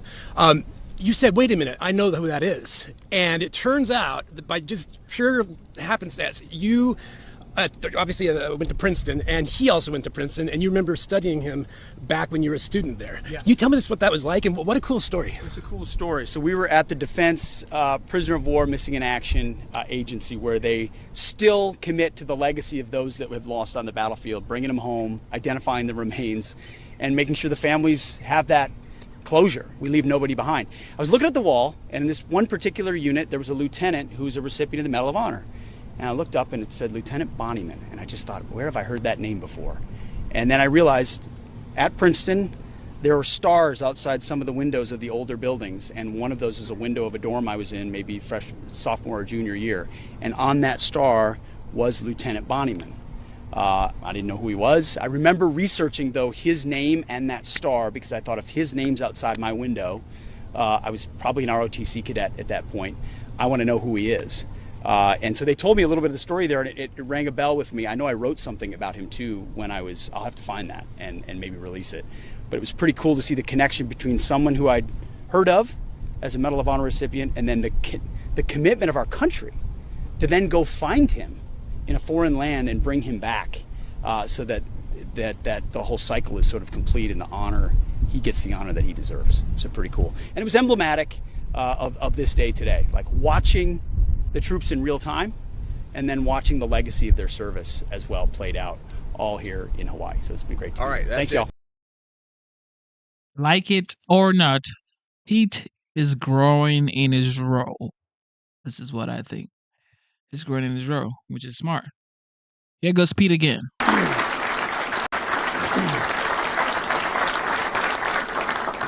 Well, Admiral, thank you so much. It is great to be here in Hawaii. We started the morning with some Navy SEALs doing PT. You know, we made the decision that we were gonna, everywhere we go, we're gonna do PT with the troops, because I remember kind of doing that back when I was a soldier. It started as PT with the troops. It has become smoke the SecDef. Green Berets did it to me out in Germany, and the SEALs did it to me this morning. So we got a great start, a beautiful Hawaii morning. I'm glad to be able to speak with the APCSS Alumni Network here in Waikiki and across the Indo-Pacific, and as was mentioned, around the world. It was also very intentional that this was our first stop to the region as part of this very important messaging. But first of all, thank you so much, Susie, for your leadership. 30 years is quite an accomplishment, and for hosting us on this beautiful morning. And again, thank you to Admiral Paparo for his reputation. His leadership precedes him. He's well known in Washington for all the right reasons, and we have our fighting admiral here in the Indo-Pacific. Appreciate your leadership. I'm honored to speak this morning in the Stackpole Auditorium. It was really neat to do research on this before coming here. Named after Lieutenant General, as you all know, Hank Stackpole. He was a remarkable human being. He was a Marine, a Vietnam combat veteran, the first commander of U.S. Marine Forces Pacific, the first president of APCSS CSS, a fellow Princeton grad, and an American hero. During one of his several tours in Vietnam, General Stackpole, then a captain and a company commander, was struck by an enemy .50 caliber bullet. While being evacuated, his medevac helicopter was shot down. Imagine, I've been wounded, I'm heading out, everything's going to be okay. Now it's not. He was the only survivor among 9 men on board. He crawled out of the wreckage 70 feet before the helicopter exploded. A second helicopter took him to a field hospital where the chaplain read him his last rites. And then he made a miraculous recovery. He earned the Silver Star, fittingly, for his bravery that day. General Stackpole retired in 1994 after nearly 40 years on active duty, but then he continued serving his country, as so many do. In 1998, he became the first president of this organization, and he helped build this institution into the intellectual powerhouse that it is today. Even just seeing the photos in the hallway on the way in that you showed, the reach of what this institution does is critically important.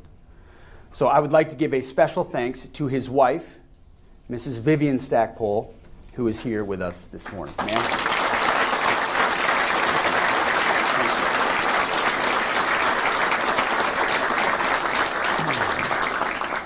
Thank you to you and your husband for your decades of serving together, particularly here in the Indo-Pacific. As every military family knows, no warrior serves alone. There's always a family alongside who sometimes have an even more difficult job because you don't really know what your loved one is doing, and yet you support them all the way, as you did. And thank you to the audience around the world for the opportunity to speak with you about how the Department of Defense views this region. This is my first time addressing military and civilian leaders in the Indo-Pacific as the Secretary of Defense. Many of you graduated from our premier forum for studying the Indo-Pacific and for building ties among national security leaders who are engaged in this region. Our relationships and our teamwork form the foundation of achieving peace through strength.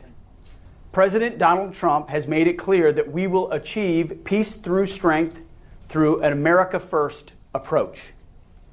But America First does not mean America only or America alone, ignoring allies and partners. It means that our military-to-military relationships must make sense for the United States and for our friends. Where there are imbalances, we will fix them, we will find them, and we're going to fix those imbalances.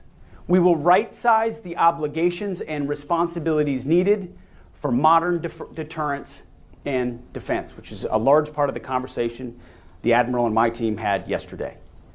In some cases, it will require even greater attention to the partnerships that matter the most. And our alliances and partnerships in the Indo-Pacific matter a great deal to the United States. They matter because the Indo-Pacific is the region of consequence. I've tried to demonstrate that with calls to Australia, Japan, South Korea, the Philippines, India, Thailand, Singapore, and many others in my first days as Secretary of Defense. I specifically, and our team directed, those are the folks we want to call first to send the signals of where our focus will be, to establish peace through strength. And with this first trip to the Indo-Pacific, and there will be many more, I'm making stops in the Philippines and Japan after a stopover in Guam as well.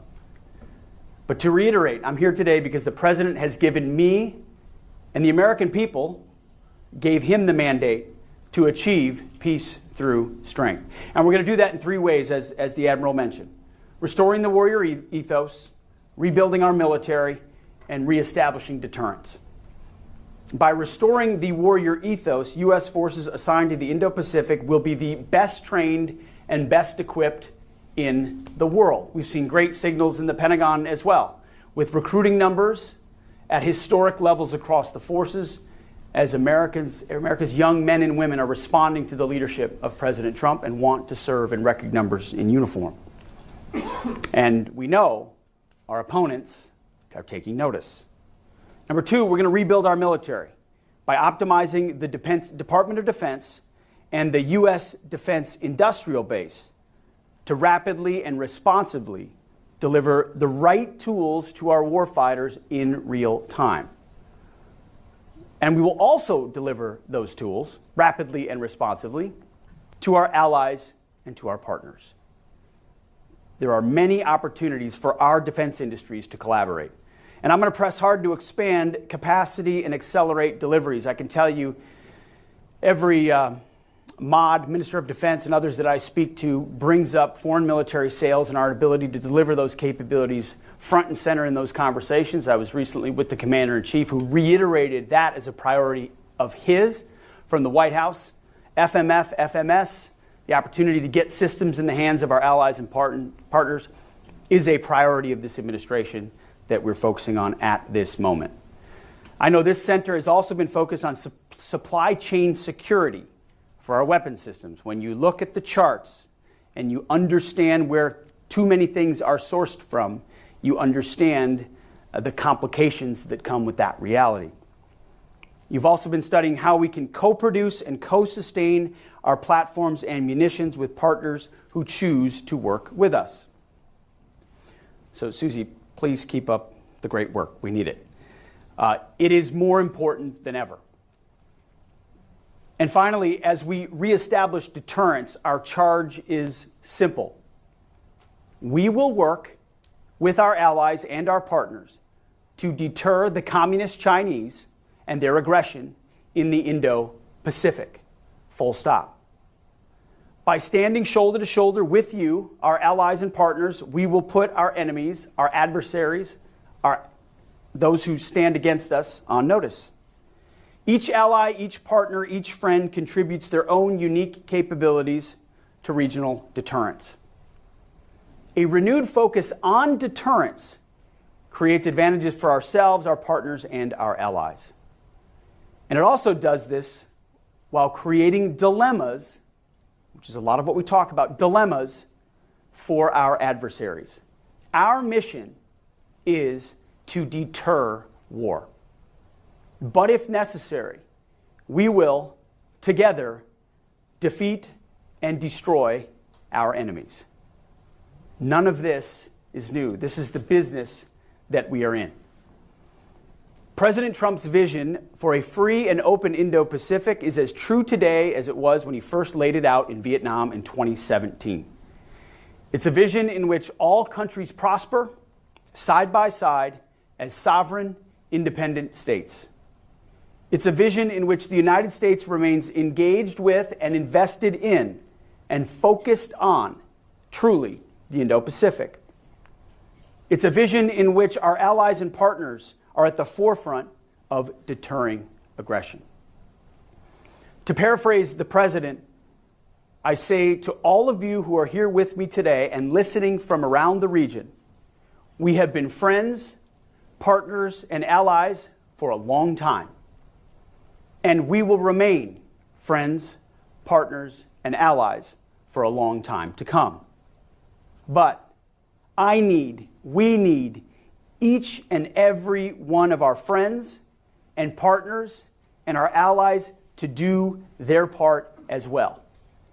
To be force multipliers alongside the United States of America. That has to be a two-way street. So let us today, through this institution, through our work at INDOPACOM, recommit ourselves to that. Recommit ourselves to reestablishing deterrence in the Indo-Pacific and to achieving peace through strength by working together, building credible warfighting capabilities, and by doing our part for the peace that we all long for. In closing, no one should question the resolve of the United States of America to defend our interests in the Indo-Pacific and beyond.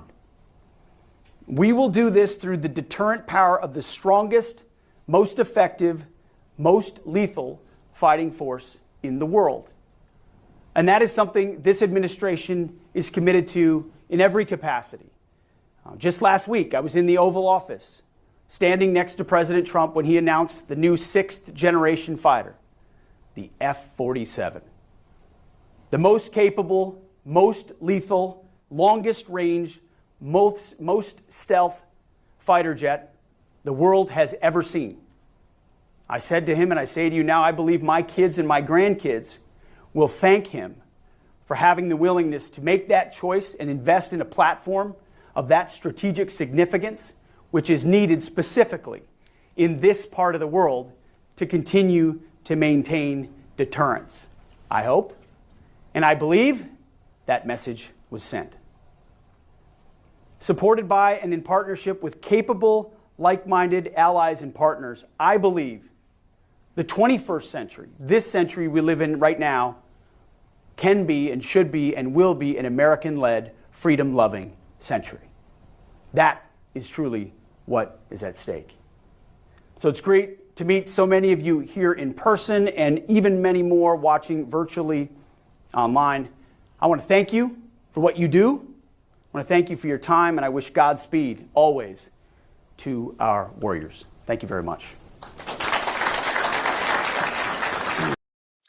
Ladies and gentlemen, that definitely is Pete Hegseth.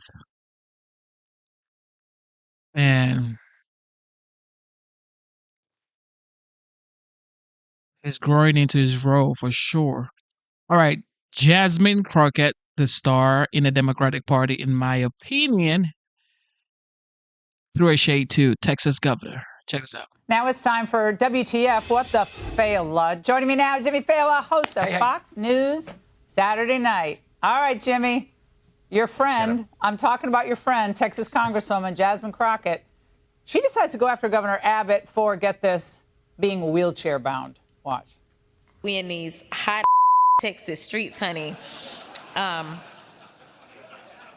know we got Governor Hot Wheels down there. Come on now. And the only thing hot about him is that he is a hot mess, honey. I don't think we should bleep anything out. I think we should play her for actually what she says, but guess we have to bleep it out. Jimmy, your comment. Well, I mean, Jasmine Crockett is where AOC goes to feel smart. You know, and it's so crazy that she's trying to reinvent herself as like a dumb rapper. She went to fancy school, paid like $30,000 a semester, and now she's basically Cardi B+. She's just a dope. But I'm surprised she referenced Hot Wheels, because that's the kind of toy you have to have friends to play with. And I don't know that anyone wanted to hang out with this dopey chick. Well, there's a drinking game out there, apparently, that every time she says like, you actually have to do a shot of tequila, and people are drunk all over the country.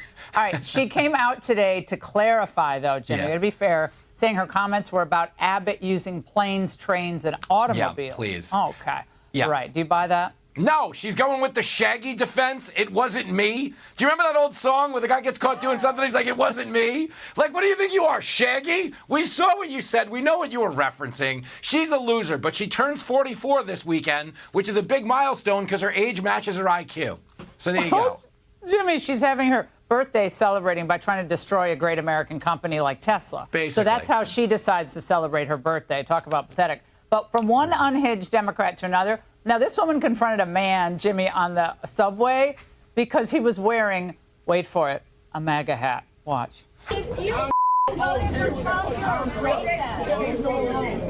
He's a racist. How can I be racist? No, he's not racist. Well, this is my stop. I hope you enjoy the hat.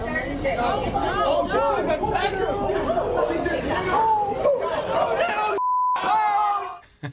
Oh, whoops. This is my stop. I hope you enjoy it. And she chases him. Yeah, I'm going to go out on a limb and say she's not from New York, because if you're from here, you know better than to confront anyone on the subway. With all the time travelers and hobbits we have underground right now. But this is a classic liberal move, trying to take somebody else's property and make it their own. Isn't this USAID in a nutshell? You spent money on this, but we'll do what we want with it. Oh, no. These people are so filled with rage. They always say conservatives are rage-filled. I've never seen angrier people in my entire life than these people going after the Teslas, screaming at a bunch of liberals who drive Teslas. Not all liberals, but a lot of liberals drive Teslas, which is fine. It's a great car and people love it. We're not attacking. We're not attacking liberals. We're too busy laughing at them. Yeah. Hey, I have a question. What do you think of Signalgate, which is what Politico is calling the text chain situation with Waltz and Hegseth, et cetera? It really is a wild moment because you got Republicans using Signal, but then you've got Elizabeth Warren using smoke signal. And I really don't know who the bad guy is here at this point. But I've seen the Democrats do worse things for our national security than send an encrypted text message to their buddies. So I'm going to side with the Republicans here, with all due respect to the pretendian from Massachusetts. Yeah. Well, Jimmy, we had a president who wasn't even compos mentis for 4 years. And we're talking about national security concerns. These guys were backing up a guy who couldn't get off a stage. Yeah. Okay, so, there was a mistake made here, but come on, they don't care about national security. If they did, they wouldn't have had Biden in there and tried to put Kamala in next. Jimmy, don't get me. You're getting me off my soapbox. Good. Jimmy, thank you, as always. That's it for us tonight. Make sure to follow me on social. Thank you for tuning into the live show. Make sure to follow me on social as well. Genesis Madhouse, all right? Same thing with my YouTube, everywhere. Telling y'all, man, there's a lot going on. But the most important thing is progress is being made in the Trump administration. Shout out to Sandra. Thank you for tuning into the live stream. You know what time it is, Sandra. God bless you. Yes.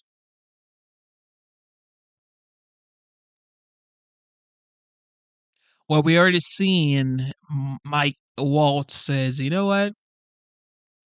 I take full responsibility for the chat leak. But let's see what the five has to say.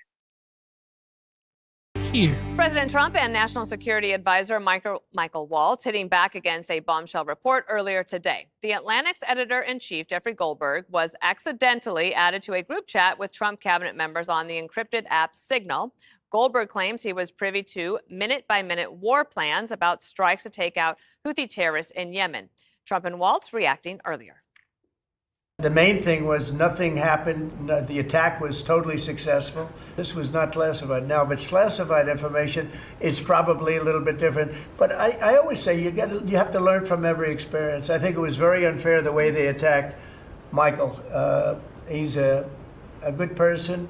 The person that was on just happens to be a sleazebag. Everybody else seems to be using it. It seems to be the #1 used device or app. It was up to me, everybody would be sitting in a room together. The room would have solid lead walls and a lead ceiling and a lead floor. But, life doesn't always let you do that. I don't think he should apologize. I think he's doing his best.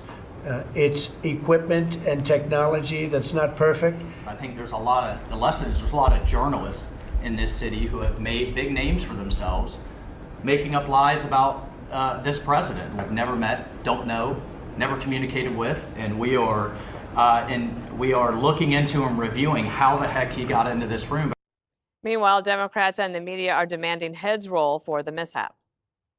I was shocked, and I was without words. Texting war plans, it is something we've never quite seen before. So simple, so easy, so sloppy. Obviously reckless, obviously dangerous. It would be comical if it wasn't so serious and so dangerous. It's a completely reckless disregard for protocol. Just shocking. This sloppiness, this incompetence, this disrespect. It is so stunning and so incompetent and so dangerous. My guess is that this is probably the tip of the iceberg. What should happen here? Should we be saying lock them up? And even Hillary Clinton is fuming over the story, saying, you've got to be kidding me. Jesse, I like the way the president handled it because I think on something like this, just take it head on, deal with it, and say that obviously he's talked to everybody in the room and maybe we need a new way to communicate in the government. Perhaps Elon Musk can help them with that. But I noted that somebody brought up yesterday, Eric Swalwell is calling on these guys to resign. I'm not sure if that's the best messenger after his troubles. They sleep with spies. They let spies drive them around. They keep classified documents in open garages while their crackhead son's compromised by the Chinese, and he's in and out of there with girlfriends at the dead of night. Okay. Nobody died except for terrorists.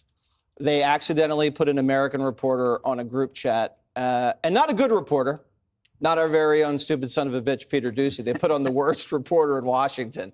And he had the story for a week and then dropped it the day before.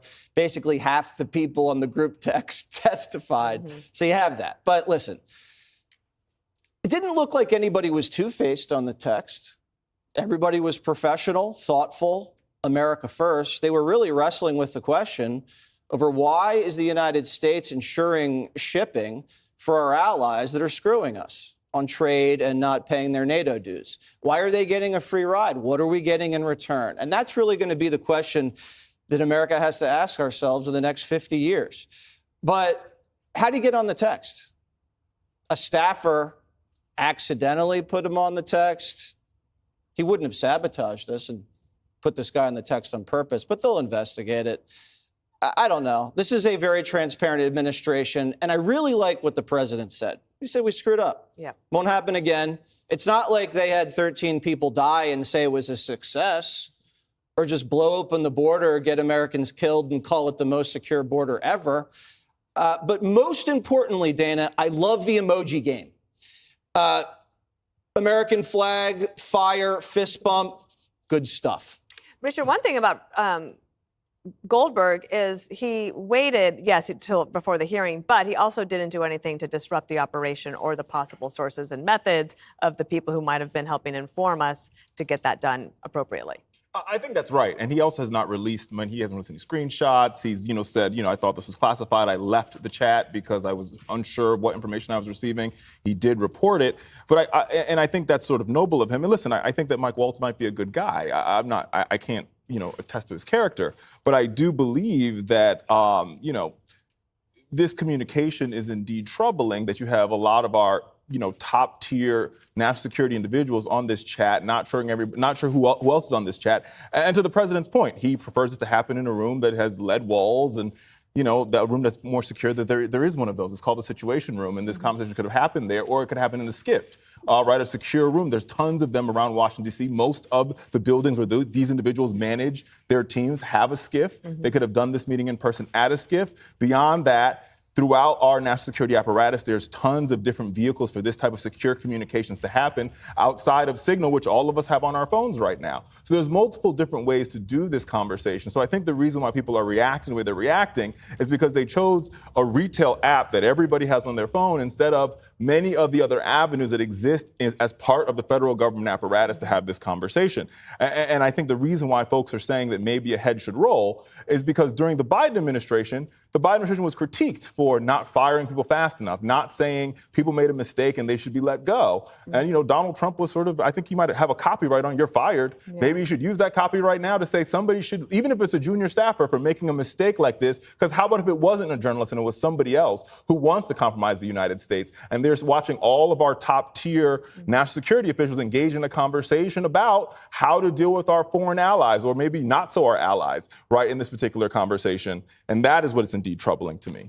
Yeah, well, I guess if you're a junior staffer and you do this and you have a security clearance, it might jeopardize your job. Yeah. I take your point. It does jeopardize your job. Yeah, and you might not be promoted and on and on. So, Judge. Okay. A couple of things. We're 2 months into this administration, okay? And what you have are people, and what struck me is that what they were saying in this communication on Signal, which is, I understand, the best of the encrypted communications that you can get on a phone, is something that they're saying publicly. And I think that Americans should be comforted by that they aren't saying one thing to the public and then going back behind walls and saying something different.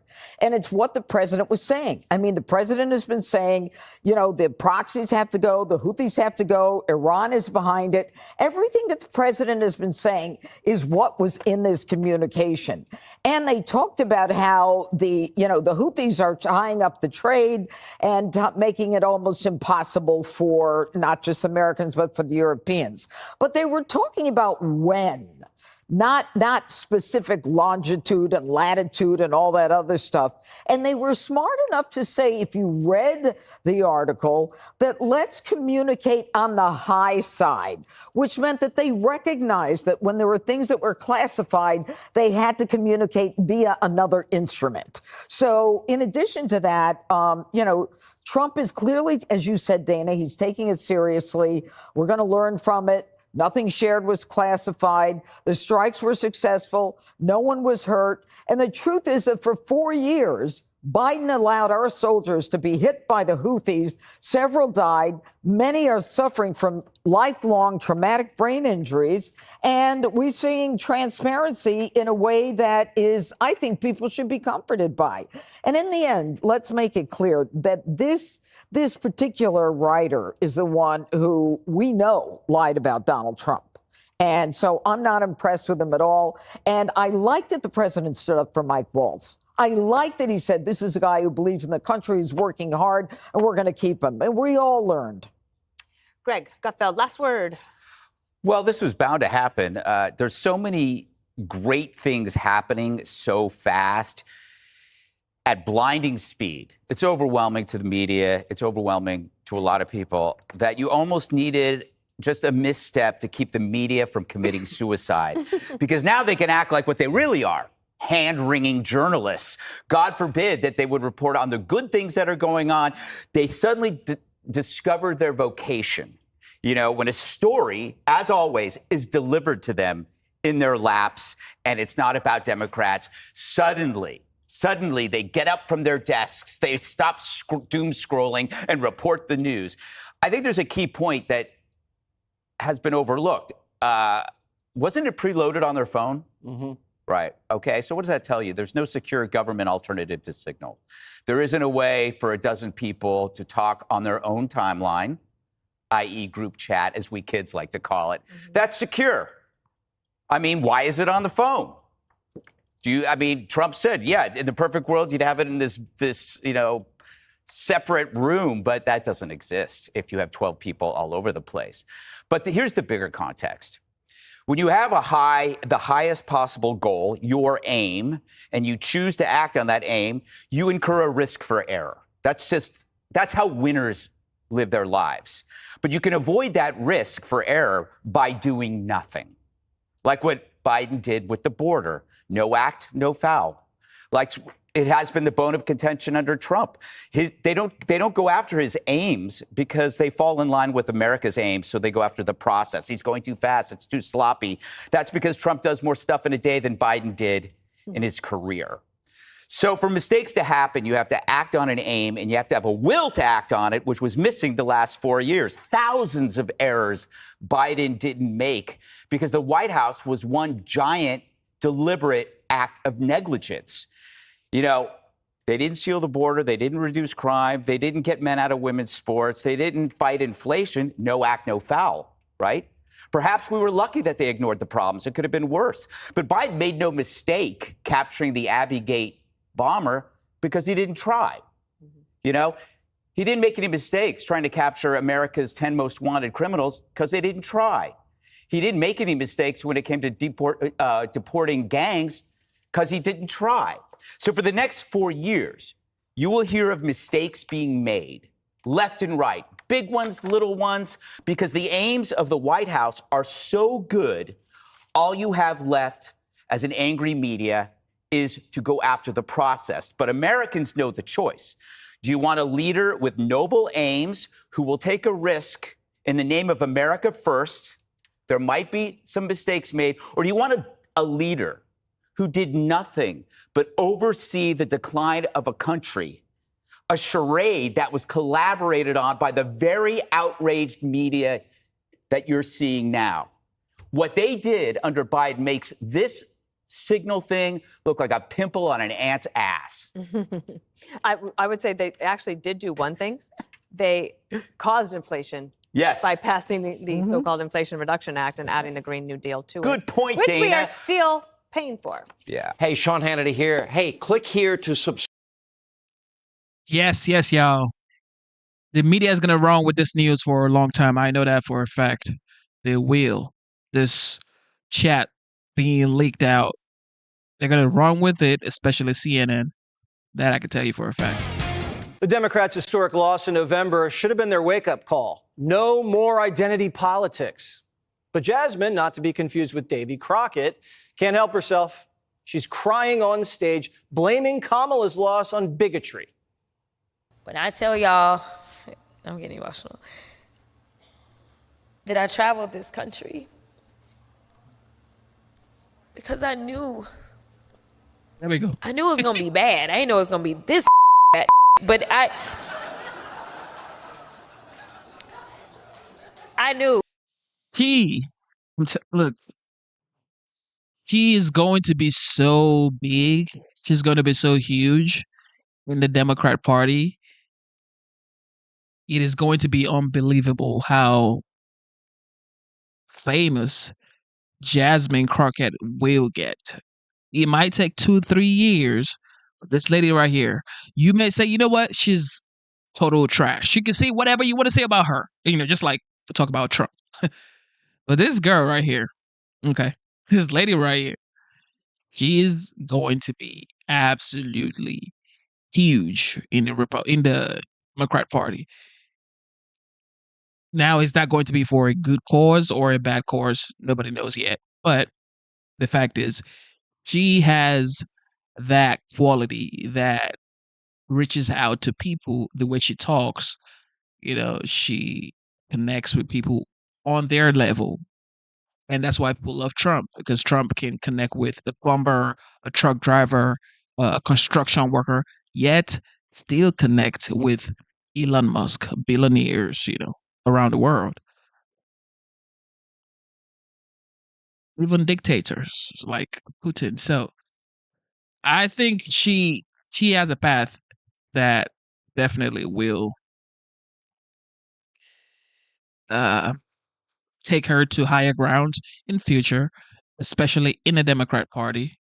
She's literally becoming the household name in the Democrat Party. She's about to make AOC look like personal assistant compared to her. And I knew that the obstacles were going to be even greater because not only was it a woman, but it was a woman of color. Come on, Jazzy. Kamala didn't lose because she was a black woman. The only reason she was VP in the first place was because she was a black woman. That's what Joe Biden said. Most Americans saw right through Kamala's phony campaign. The only one who didn't was Kamala. A new book by Biden's biographer is giving us an inside look at the night Kamala lost. Quote, the moment of truth came just after midnight. O'Malley Dillon huddled with her two best analytics experts. They were her barometer, her North Star. And when they told her they did not see a path, O'Malley Dillon knew there wasn't one. She called the vice president. We're down in the blue wall states, and we're not going to be able to make it up, she said. Oh, my God, said Harris. What is going to happen to this country? The golden age. That's what happened. And most of us are happy with it. Kamala's loss signaled the official implosion of the Democratic Party. Liberal voters don't want establishment types and retreads. They want populist outsiders who talk about working class issues. Stephen A. Smith says if he runs, it'd be a layup. Do I believe that if I committed myself to knowing politics the way you and others know it, do I believe I could win a Democratic nomination? Hell yes. Particularly the state of affairs that exists, I think it would be a cakewalk. I think I'd take them all out. I really, really believe that. Democrats are leaderless, scattered, and have no vision for 28. But some Democrats like Crockett are in denial. I think that... I'm telling you, man, this is just one video. She's appeared twice. She's becoming a star, ladies and gentlemen. But back to Stephen A. Smith. Stephen A. Smith says, I'm going to take them all out. What you see as a whole when it comes to Democrats is that we are really hard on ourselves, right?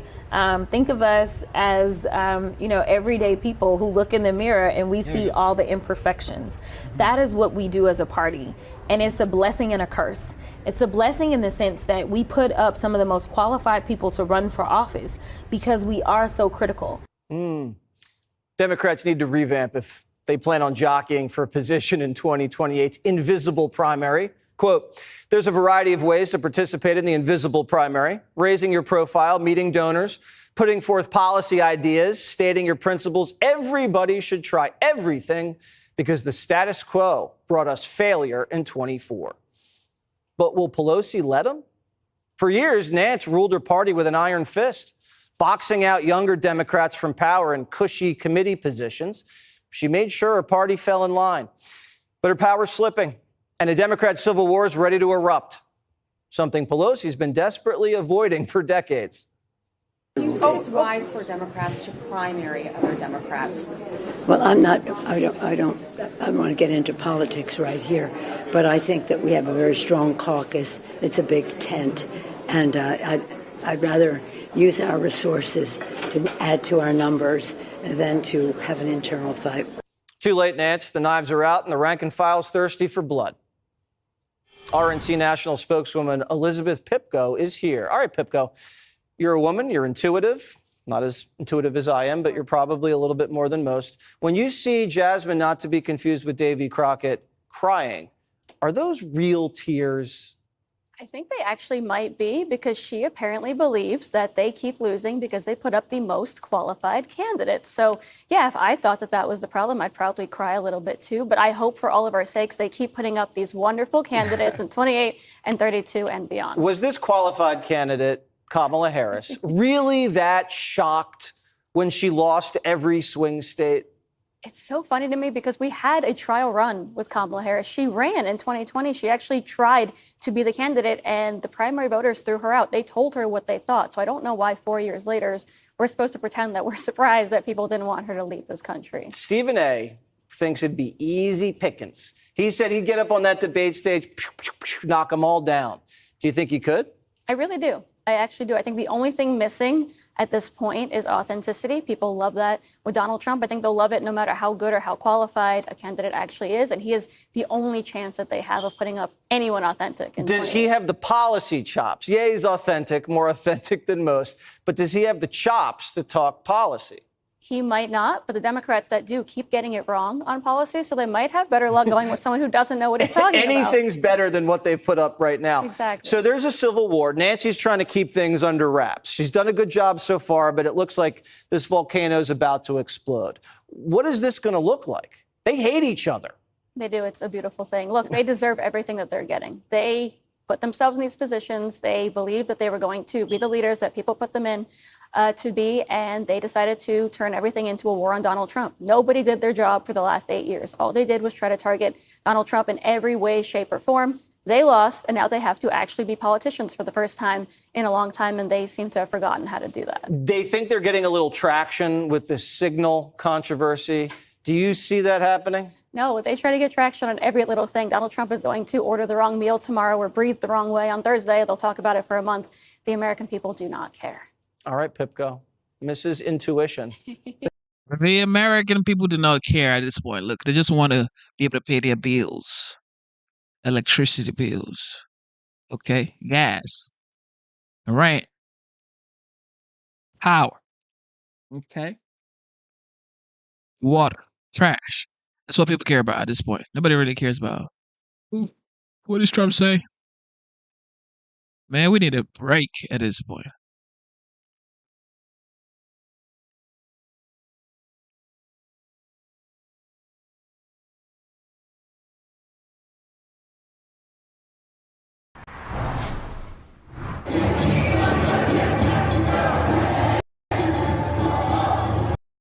Is plain and simple. Last week, AG Bondi announced federal charges against suspects in Oregon, dealerships or Tesla-related entities, end quote.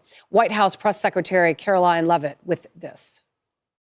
President Trump condemns this violence, and he is determined to restore law and order in our country, and he will ensure that the harshest penalties are pursued for those who are engaging in this vicious violence that we have seen targeted at this American company, Tesla dealerships, Tesla employees, and also innocent Americans who have chosen to drive these vehicles. Many of them, ironically, are likely Democrats. The Trump derangement syndrome from the left is on true display with these attacks. It is getting dangerous, and the White House wholeheartedly condemns it. A new opinion piece headline, it's official, the left is pro-terrorism now. An excerpt, Whether it's burning down cities while chanting Black Lives Matter, forcing Jewish students from college campuses while calling for their deaths, or setting fire to electric vehicles to protest a member of the federal government, the objective is the same: to leverage violence to intimidate opponents into silence or submission in order to drive home a political agenda. That's called terrorism. In focus now, Texas Republican Senator John Cornyn. He serves on the Judiciary and Intelligence Committees. Thank you so much for being here. This is about as stupid as a protest as I have ever seen in my entire life as an American, because quite frankly, I don't know who they think they're harming, but they're not hurting Elon Musk. He's sitting just fine at the White House. They're hurting everyday Americans who bought electric cars, which I should remind you was pushed by the Democratic Party. So they are it's complete hypocrisy, and it is domestic terrorism. Absolutely. It's Trump derangement syndrome, and it's fascinating, as you point out, that they're lashing out at electric vehicles and a company that's one of the premier manufacturer of electric vehicles, when this has been one of the primary agenda items of the left. And I'm glad to hear the Attorney General say that this will not be accepted and that they will be prosecuted to the fullest extent of the law. Maybe that will stop this once they see the full weight of prosecution come down on them.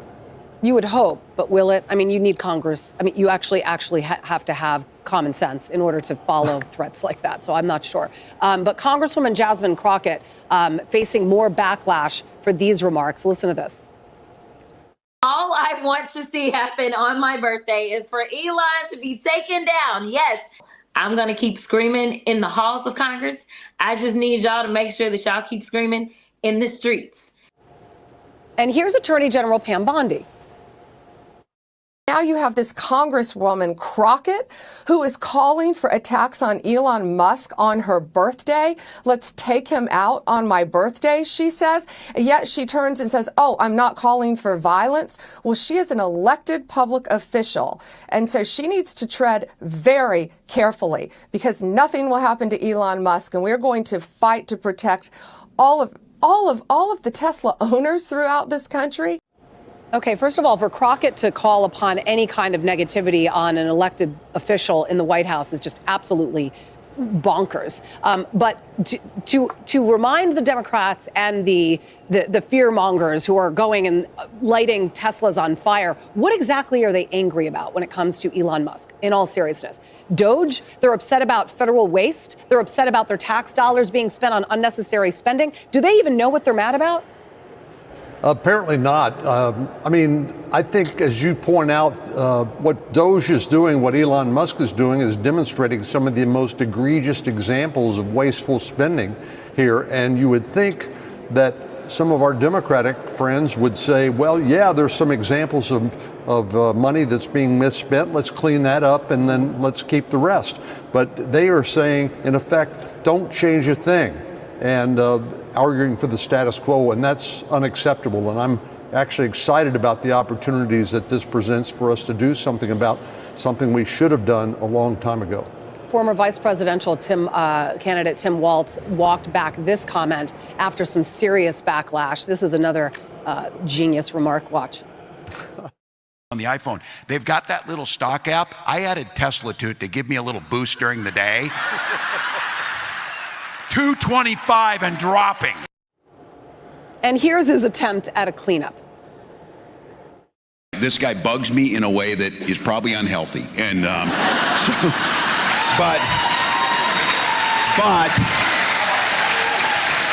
I have to be careful about being a smart. I was making a joke. These people have no sense of humor. They are the most literal people.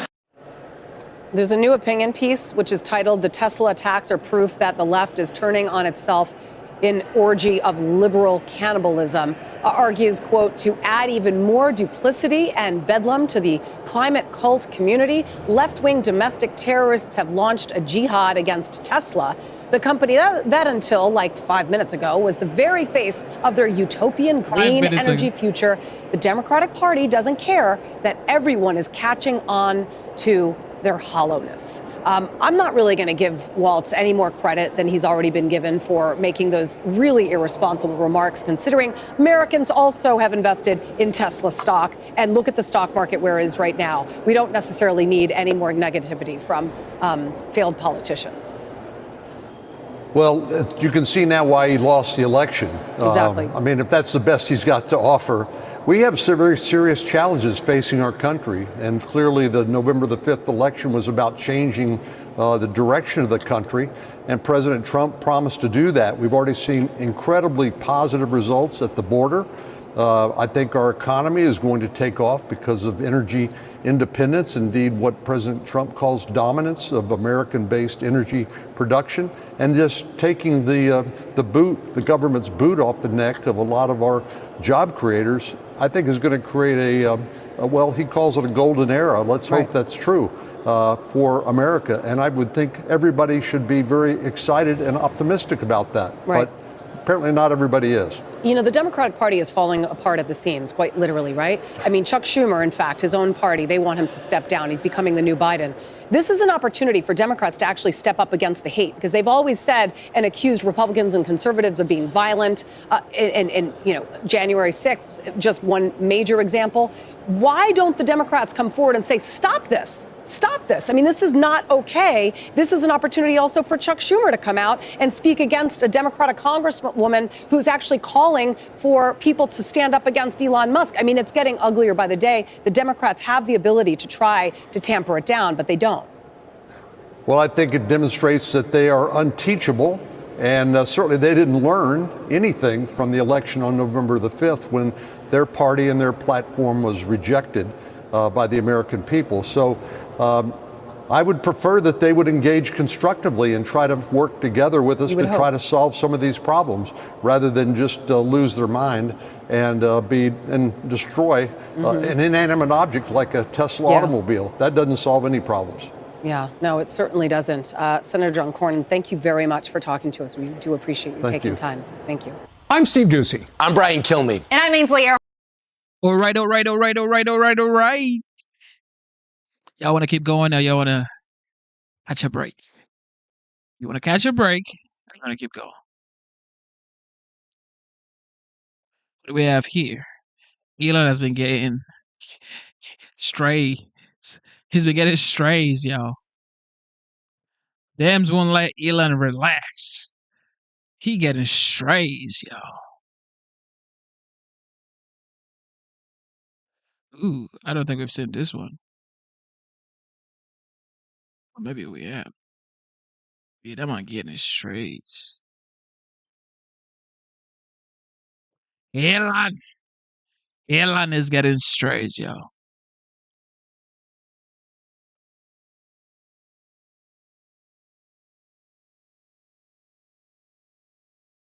We have a presidential memorandum for your attention. This memorandum requires the immediate declassification of all FBI files relating to the Crossfire Hurricane investigation. This was obviously one of the instances of the weaponization of law enforcement powers of prosecution against you and others. We believe that it's long past time for the American people to have a full and complete understanding of what exactly is in those files.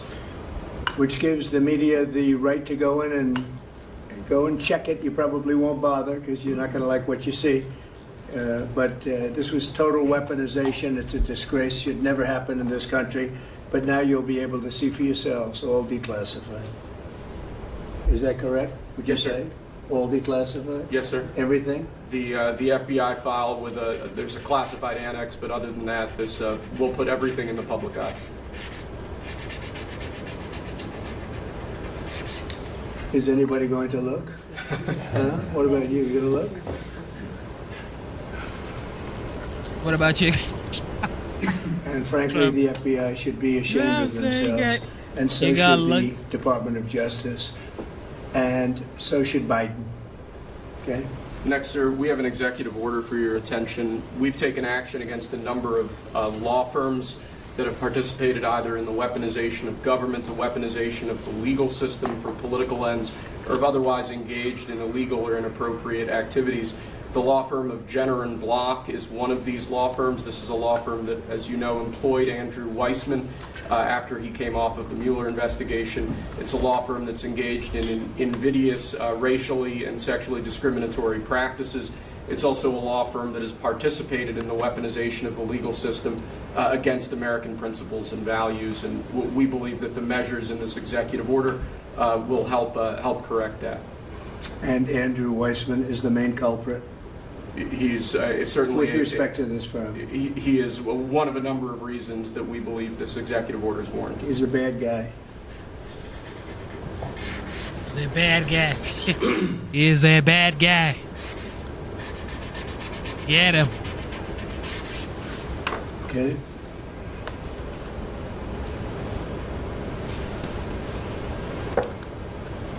Next, sir, we have an executive order for your attention relating actually to government payments. Historically, checks issued by the Treasury are, I believe, 14 times more likely to become the subject of fraud than electronic transfer payments. This is an executive order that's going to push the Treasury Department to modernize its payment system to ensure that where possible they're using electronic methods of payment as opposed to paper checks in order to reduce waste, fraud, and abuse in the government, which is obviously an endeavor that we've been pursuing in numerous aspects of government under your leadership. It's basically modernization of equipment and methods, and it's something that really I think he's going to be a great Secretary of the Treasury wanted, Scott. And so we're doing this, and we have other modernization programs going on. We could let somebody else, whoever's next, whoever that may be, do it, but it's something that should have been done 25, 30 years ago.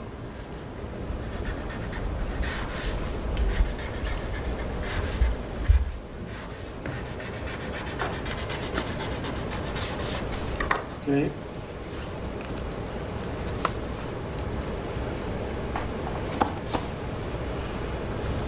Along similar lines, sir, this is an executive order. We're calling it Protecting America's Bank Account.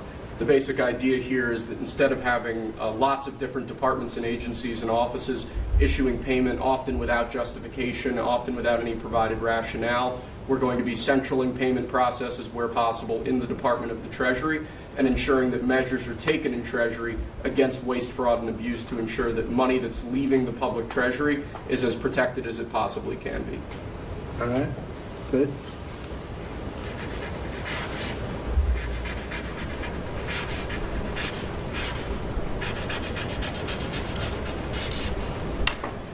Many of these things should have taken place decades ago or longer. Lastly, sir, we have an executive order for your attention on the very important subject of election integrity. We believe that this executive order is the farthest reaching executive action taken in the history of the Republic to secure our elections. Among numerous other aspects of this executive order, this is going to cut down on illegal immigrants on the voter rolls, ensure that the Department of Homeland Security and the data that they have available is being fully weaponized to ensure that illegal immigrants aren't voting. This will include a citizenship question on the federal voting form for the first time.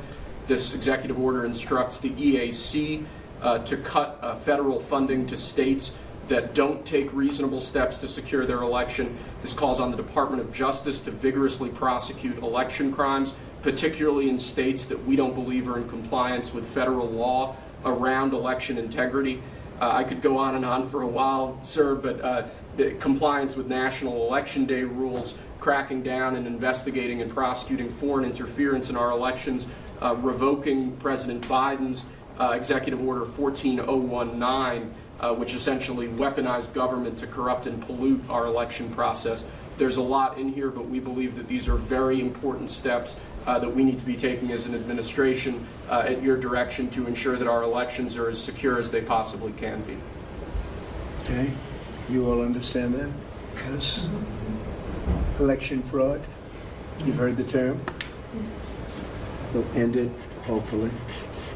At least this will go a long way toward ending it. There are other steps that we will be taking in the coming weeks, and we think we'll be able to end up getting fair elections. Perhaps some people think I shouldn't be complaining because we won in a landslide, but we got to straighten out our election. This country is so sick because of the election, the fake elections and the bad elections, and we're going to straighten it out one way or the other.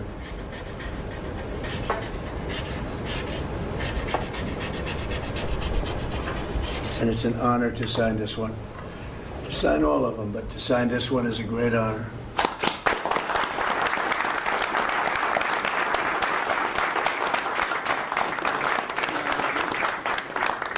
Thank you very much. Sorry, sir. So we're going to go around the room a little bit quickly, and we're going to introduce these very outstanding people. They've had, in all cases, outstanding careers. They're very incredible people that are going along as rapidly as the system can go along. We're ahead of, I guess, anybody else thus far. So I want to thank John Thune. He's done a very good job, and the whole Senate. We're being delayed as much as possible by Democrats, but that's standard. It gets to be just standard. But the process is moving along very quickly. So, Sergio, just say hello, and then we'll introduce everybody. Absolutely. Sergio Gorham, Director of Presidential Personnel. It's been an absolute pleasure getting to know every one of you every step this way. As the President said, we're at a record pace. We have more nominees today in front of the Senate than at any previous point, over 70. And that's a record in 2 months. And we're proud of that. And we're determined to ensure the world has America First patriots in all of our posts. Charles Kushner. I'm going to France and Monaco, and I'm proud to serve under the greatest president of our country. Very proud to serve. Thank you. Thank you, Chair. James Blair, honored to work here in the White House as Deputy Chief of Staff. And Mr. President, I think that all of these successful people would want to go serve the United States under your leadership as a testament to your vision and leadership. Thank you, James. I'm David Perdue. I'm going to the People's Republic of China, and it's my honor to represent President Trump, people of America, represent our interests and values in China. I'm Leah Campos. I'm going to represent the President in the Dominican Republic. Mr. President, thank you for the honor to serve you in the Thank you. Thank you. Mike Waltz, National Security Advisor. Look forward to working with every one of you on behalf of the President, his leadership, and the American people. John Arrigo. I am going to the Republic of Portugal, and I am very excited to do so and serve on what I consider one of my closest friends and one of the best presidents this country has ever had. Thank you. Kevin Cabrera, nominated to be Ambassador to Panama. It truly is an honor, President, to be part of your administration. Thank you. Tom Barrett, nominee to the Republic of Turkey. Delighted and honored to be with you, Mr. President, in that host country, which is one of the most ancient in civilization, is in search for your peace, prosperity, and security program. Good place. Mr. President. Good leader, too. Yeah, Mr. President, thank you. It's an honor. I'm Pete Hoekstra, you know that. Yeah. But I am going to Canada. Ooh. I look forward to serving you in Canada and your agenda. And you're doing a great job. Thanks, Pete. Juan Johnson, sir, thank you for the nomination to represent you and the United States to the United Mexican States. And I'm really encouraged by some of the conversations you've had with President Sheinbaum recently, and to the increase in support that we've seen out of her government along our border on the important issues. So thank you, sir. They have stepped it up a lot, Yes, Mexico and Canada, so see how it works, right? Yes, sir. Thanks. Matt Whitaker from Des Moines, Iowa. I'm proud to, as soon as I'm confirmed, go represent you at the North Atlantic Treaty Organization. Okay, thank you, man. George Glass, on my way to Japan. Previous administration, I served for you in Portugal. It is a great honor to be able to do this the second time. Thank you very for much. the opportunity. Thank you, George. President Trump, my name is Ken Howry. I'm your nominee to be Ambassador to the Kingdom of Denmark, a very close partner and ally. I served for you last time for the Kingdom of Sweden. I want to thank you for the faith you've placed in me as your nominee to Denmark. Thank you. Thank you very much. President Trump, thank you for the honor of a lifetime. My name is Stacey Feinberg, and hopefully I'll have the honor of serving in Luxembourg. And I think this is the greatest presidency and the greatest time in history, and it's all because of you. Thank you very much. Nicole McGraw, nominated to serve in Croatia, and it's such an honor to be here with you today and to serve you and the American people. Thank you. Thank you very much. President Trump, thank you very much for your nomination to the Republic of Chile. And let me tell you, Border Patrol agents are so thankful for everything that you've done. for them. But That man knows more about the border than anybody, I want to tell you. Thank you. President's a great honor. Thank you very Thanks. much. Good luck. Good afternoon, Mr. President. Brian Birch. If I'm confirmed, I'll be representing you at the Holy See. And Catholics are very proud of your work. Your team is doing an excellent job, so thank you. Very honored to serve. Thank you very much. Mr. President, thank you again for the honor, the greatest privilege. My name is Summer Sparkus. I will serve this great man at the Republic of Malta. Thank you, sir. Thank you, Mr. President. Joe Popolo from Dallas, Texas. Very proud to serve you at the Kingdom of the Netherlands, the very first country to recognize the United States 250 years ago. Thank you. Thank you. Mr. President, if I'm confirmed, I will be representing you in the State of Israel. It will be an extraordinary honor, and you've done more for Israel than any president in any time of its history, and we are grateful. And I'm hoping I'll get to be there by Passover. Thank you, Mike. And Mike is an outstanding guy. They all are. Mike, I think he's going to do wonders for Israel. He actually probably gets along with both sides, and that'll be interesting to see. But the world is watching you, Mike, so good luck. Good luck. You're going to do well. Thank you very much. Mr. President, thank you for this great honor to serve the Republic of Italy in San Marino.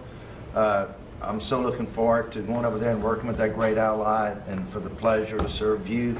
Your staff has been great working with us and have done a great job, and we really appreciate them. Thank you, sir, for pushing this along. You have a good time. A really good time. I'm Warren Stevens from Little Rock, Arkansas, and I have the honor to represent the President and the United States in Great Britain and Northern Ireland, and to be chosen to go to such an important ally of ours is, I know, sir, and I'm looking forward to it, but thank you for the honor. You're going to do fantastically. These are tremendously successful people, and you two guys, and then you add on Mike. I think they have a little more money than Mike, but he's got some other advantages. He's got some other, like upstairs, he's got some big advantages. Yeah, he does. It's very exciting. It's really exciting to have all of you. Would you have any questions, media, for the people that you just saw? So outstanding, and I thought it would be nice to bring them before you. And so if you have any questions, please. I wanted to ask you about the talks in Saudi Arabia. It sounds like you made some progress on the Black Sea ceasefire. Yeah. Could you update us on that? What happens now? So we've made a lot of progress on two fronts, on both sections that we call them sections, but they're much more than that. Russia, Ukraine, and also the Middle East. And we'll see what happens. We're in deep discussions with Russia and Ukraine. And I would say it's going well, but it's a situation we should have never had to even think about. Should have never happened. And on the Middle East, that's been going on for a lot of years, centuries and centuries. It just keeps going, and we are making a lot of progress. So that's all I can report. But some very, very big talks are going, and detailed talks are going on right now on both fronts. Mr. President, you said that your national security advisor learned a lesson after a reporter... Wait a minute, excuse me, I didn't pick you. Go ahead. Mr. President, the ceasefire agreement that was broken today allows for third-party countries to help implement the agreement. What does that look like, and who's going to be involved? The ceasefire agreement? Yes, the maritime ceasefire agreement between Russia and Ukraine. Well, they're going to get together. Look, it's they agreed to something, and it got broken. There's tremendous animosity. There's a lot of hatred, as you can probably tell, and it allows for people to get together, mediate it, arbitrate it, and see if we can get it stopped, and I think it will. That'll get stopped. What countries are you looking to work with, sir, to help implement and monitor that ceasefire? We have other countries involved, and they're involved very strongly in the process, and that'll be resolved. That's actually, as bad as it is, that's the least of the problems. So we'll get that resolved, and we are being aided by other countries too. Yes, please. Yes. Brian? Tomorrow, the subcommittee on Doge is going to review funding for NPR and PBS. Now, every Republican president has always promised to take away this money that's going to these two public news outlets if if they're successful, I know Senator Kennedy has backed it, Marjorie Taylor Greene in Congress has backed it. Would you be interested in defunding and taking away taxpayer dollars to NPR and PBS? Well, I would love to do that. I think it's very unfair. It's been very biased, the whole group. I mean, a whole group of them. And frankly, there's plenty. Look at all the media you have right now. There's plenty of coverage. I was from a different age, and they spend more money than any other network of its type ever conceived. So the kind of money that's being wasted, and it's a very biased view, you know that better than anybody. And I'd be honored to see it end. We're well covered. Look at all the people that we have here today. We're well covered, and we don't need it, and it's a waste of money. Especially, I don't even know what Doge's recommendation is. I assume their recommendation is to close them up. Well, after they hear all the testimony, I think they're going to make a decision relatively sooner than later. Yeah. But we'll see what that turns out. I can't imagine that they wouldn't, because they have found so much waste, fraud, and abuse. Hundreds of billions of dollars, and just waste, fraud, abuse. You heard yesterday some of the new things that were found. 22 billion just in environment. Billion. You know, if you had 22 million, Warren, it would be nice, but 22 billion put into environmental accounts. One was 2 billion into one account, Stacey Abrams, where they had $100 in the account. And just before I came in, they put $2 billion. And you guys are looking, so you mean 2 million or maybe 200,000? No, $2 billion were put in the account. What do you think of that, Mike? Do you think that's a straight deal? $2 billion? Just write me the check, Mr. President. I'll take money to Israel. It's it's a horrible thing, and we have so many of those things. So they've done an incredible job, and the country wants to hear it. I think Doge is actually very popular because of what's happening. They're hearing about all of these scams and for big money, tremendous amount. And when you add it up, just hundreds of billions of dollars being wasted, and much of it's fraud. You know, we talk about waste. And it is waste and abuse, but a lot of it's fraud, Can I too. follow up on something? Yeah, go ahead, Brian. I just want to follow up on that. If Planned Parenthood is defunded, would you look into the harvesting of baby organs that they've done throughout the years and maybe go after some criminal prosecution on that? Well, I think you're talking about a subject that is a heated subject, and we'll look into it. We're going to look into everything, but that's certainly a subject that's been debated for a long time, and we will look into it, yeah. Mr. President, Some senators have expressed hope that the White House will support a rescission package to codify some of the Doge cuts into law. Where does the White House stand on that? And are you making progress? Which package? A rescission package to codify some of the Doge cuts into law. You know what? It would be great. I think we're going to do that. I think they're going to do it. I think we're also going to be codifying a lot of the executive orders that we've done, which have been very popular. And we're looking at one, I will tell you right now, that I think perhaps will be controversial, but not with the people, and that's sanctuary cities. We're going to end sanctuary cities for some of these jurisdictions that aren't cooperating with law enforcement. They're guarding criminals. They're taking the rights away from the citizens of their state and their city. And we're going to be ending sanctuary cities if we find it necessary to do in certain major areas. And we may just end the entire thing altogether, because it's just a way of protecting criminals, and nobody else is benefited by that. And for some reason, Democrats want to keep and they want to shield criminals from being sent back to their countries or being sent to prison. And in the meantime, the crime rate has gone through the roof. Under Biden, it was through the roof. It's starting to come down, but we're taking a lot of people out of here. So we may be presenting you very shortly with a executive order ending sanctuary cities. Mr. President, are you going to change any of the practices that your national security officials used after a reporter was inadvertently added to a group chat about attacks on women? He knew she was going to ask. Well, I think it's a question I've been asked now, and I've given a few answers, and they've all been the same. We have an amazing group. Our national security now is stronger than it's ever been.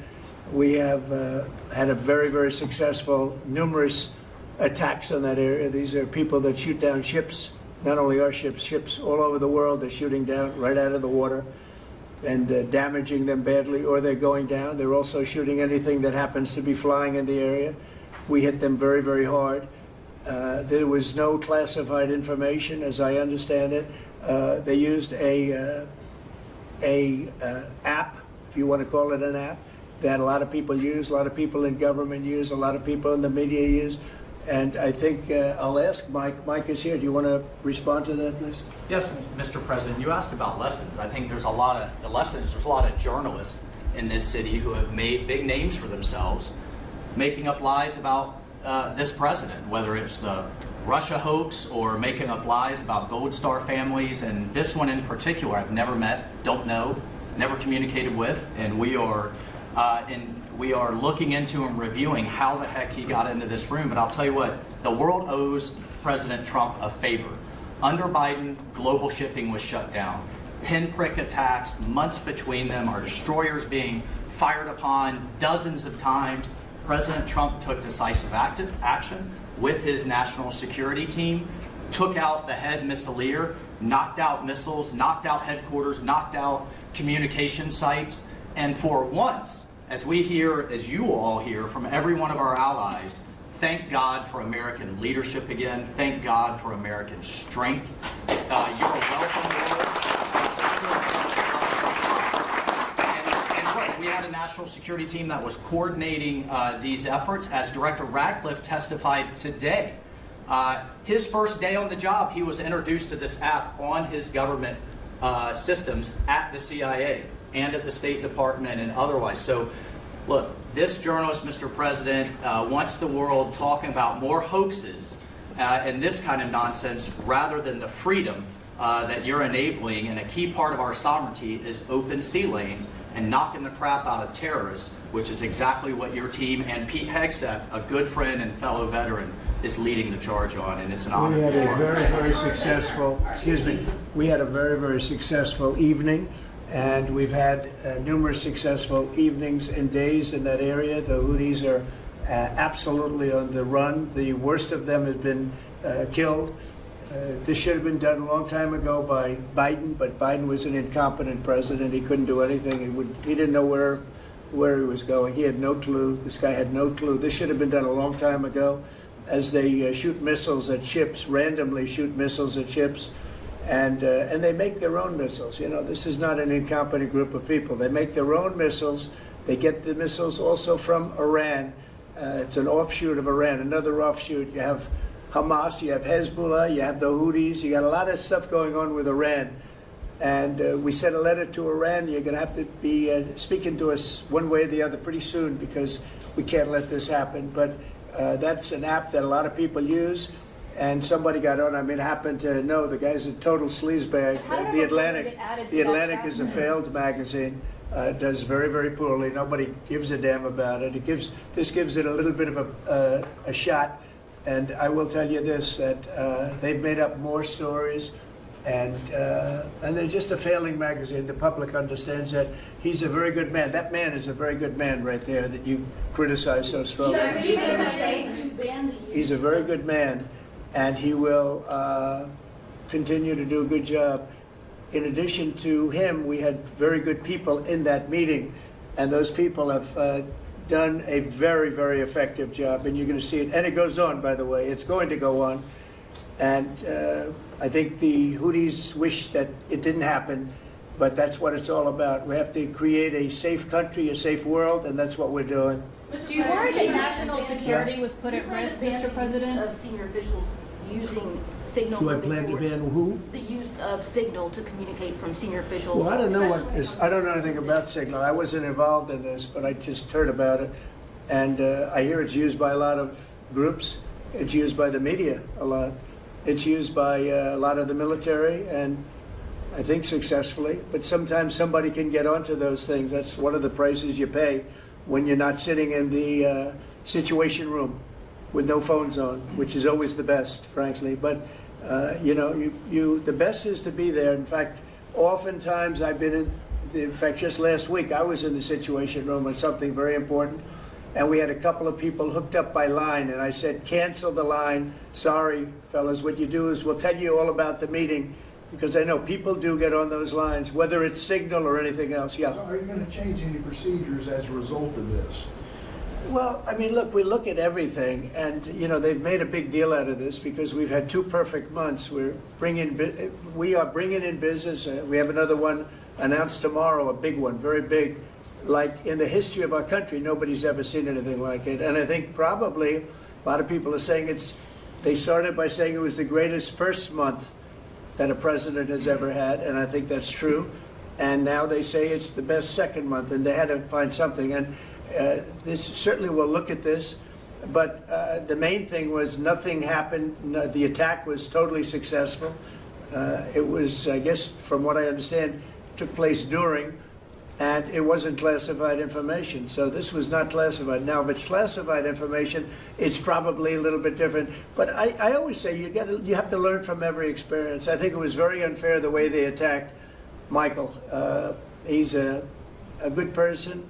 The person that was on just happens to be a sleazebag, so maybe that's just coincidence. I don't know. But you are going to conduct Would an it be a investigation, problem if the Atlantic released all the text messages if they're not classified? Well, I don't know. I'd have to ask the military about that because maybe you wouldn't want that. I don't know. I will say this: that from what I heard, the man that we're talking about, who's not somebody that I don't think most people have ever heard of, he left. He found it very boring, and he left early.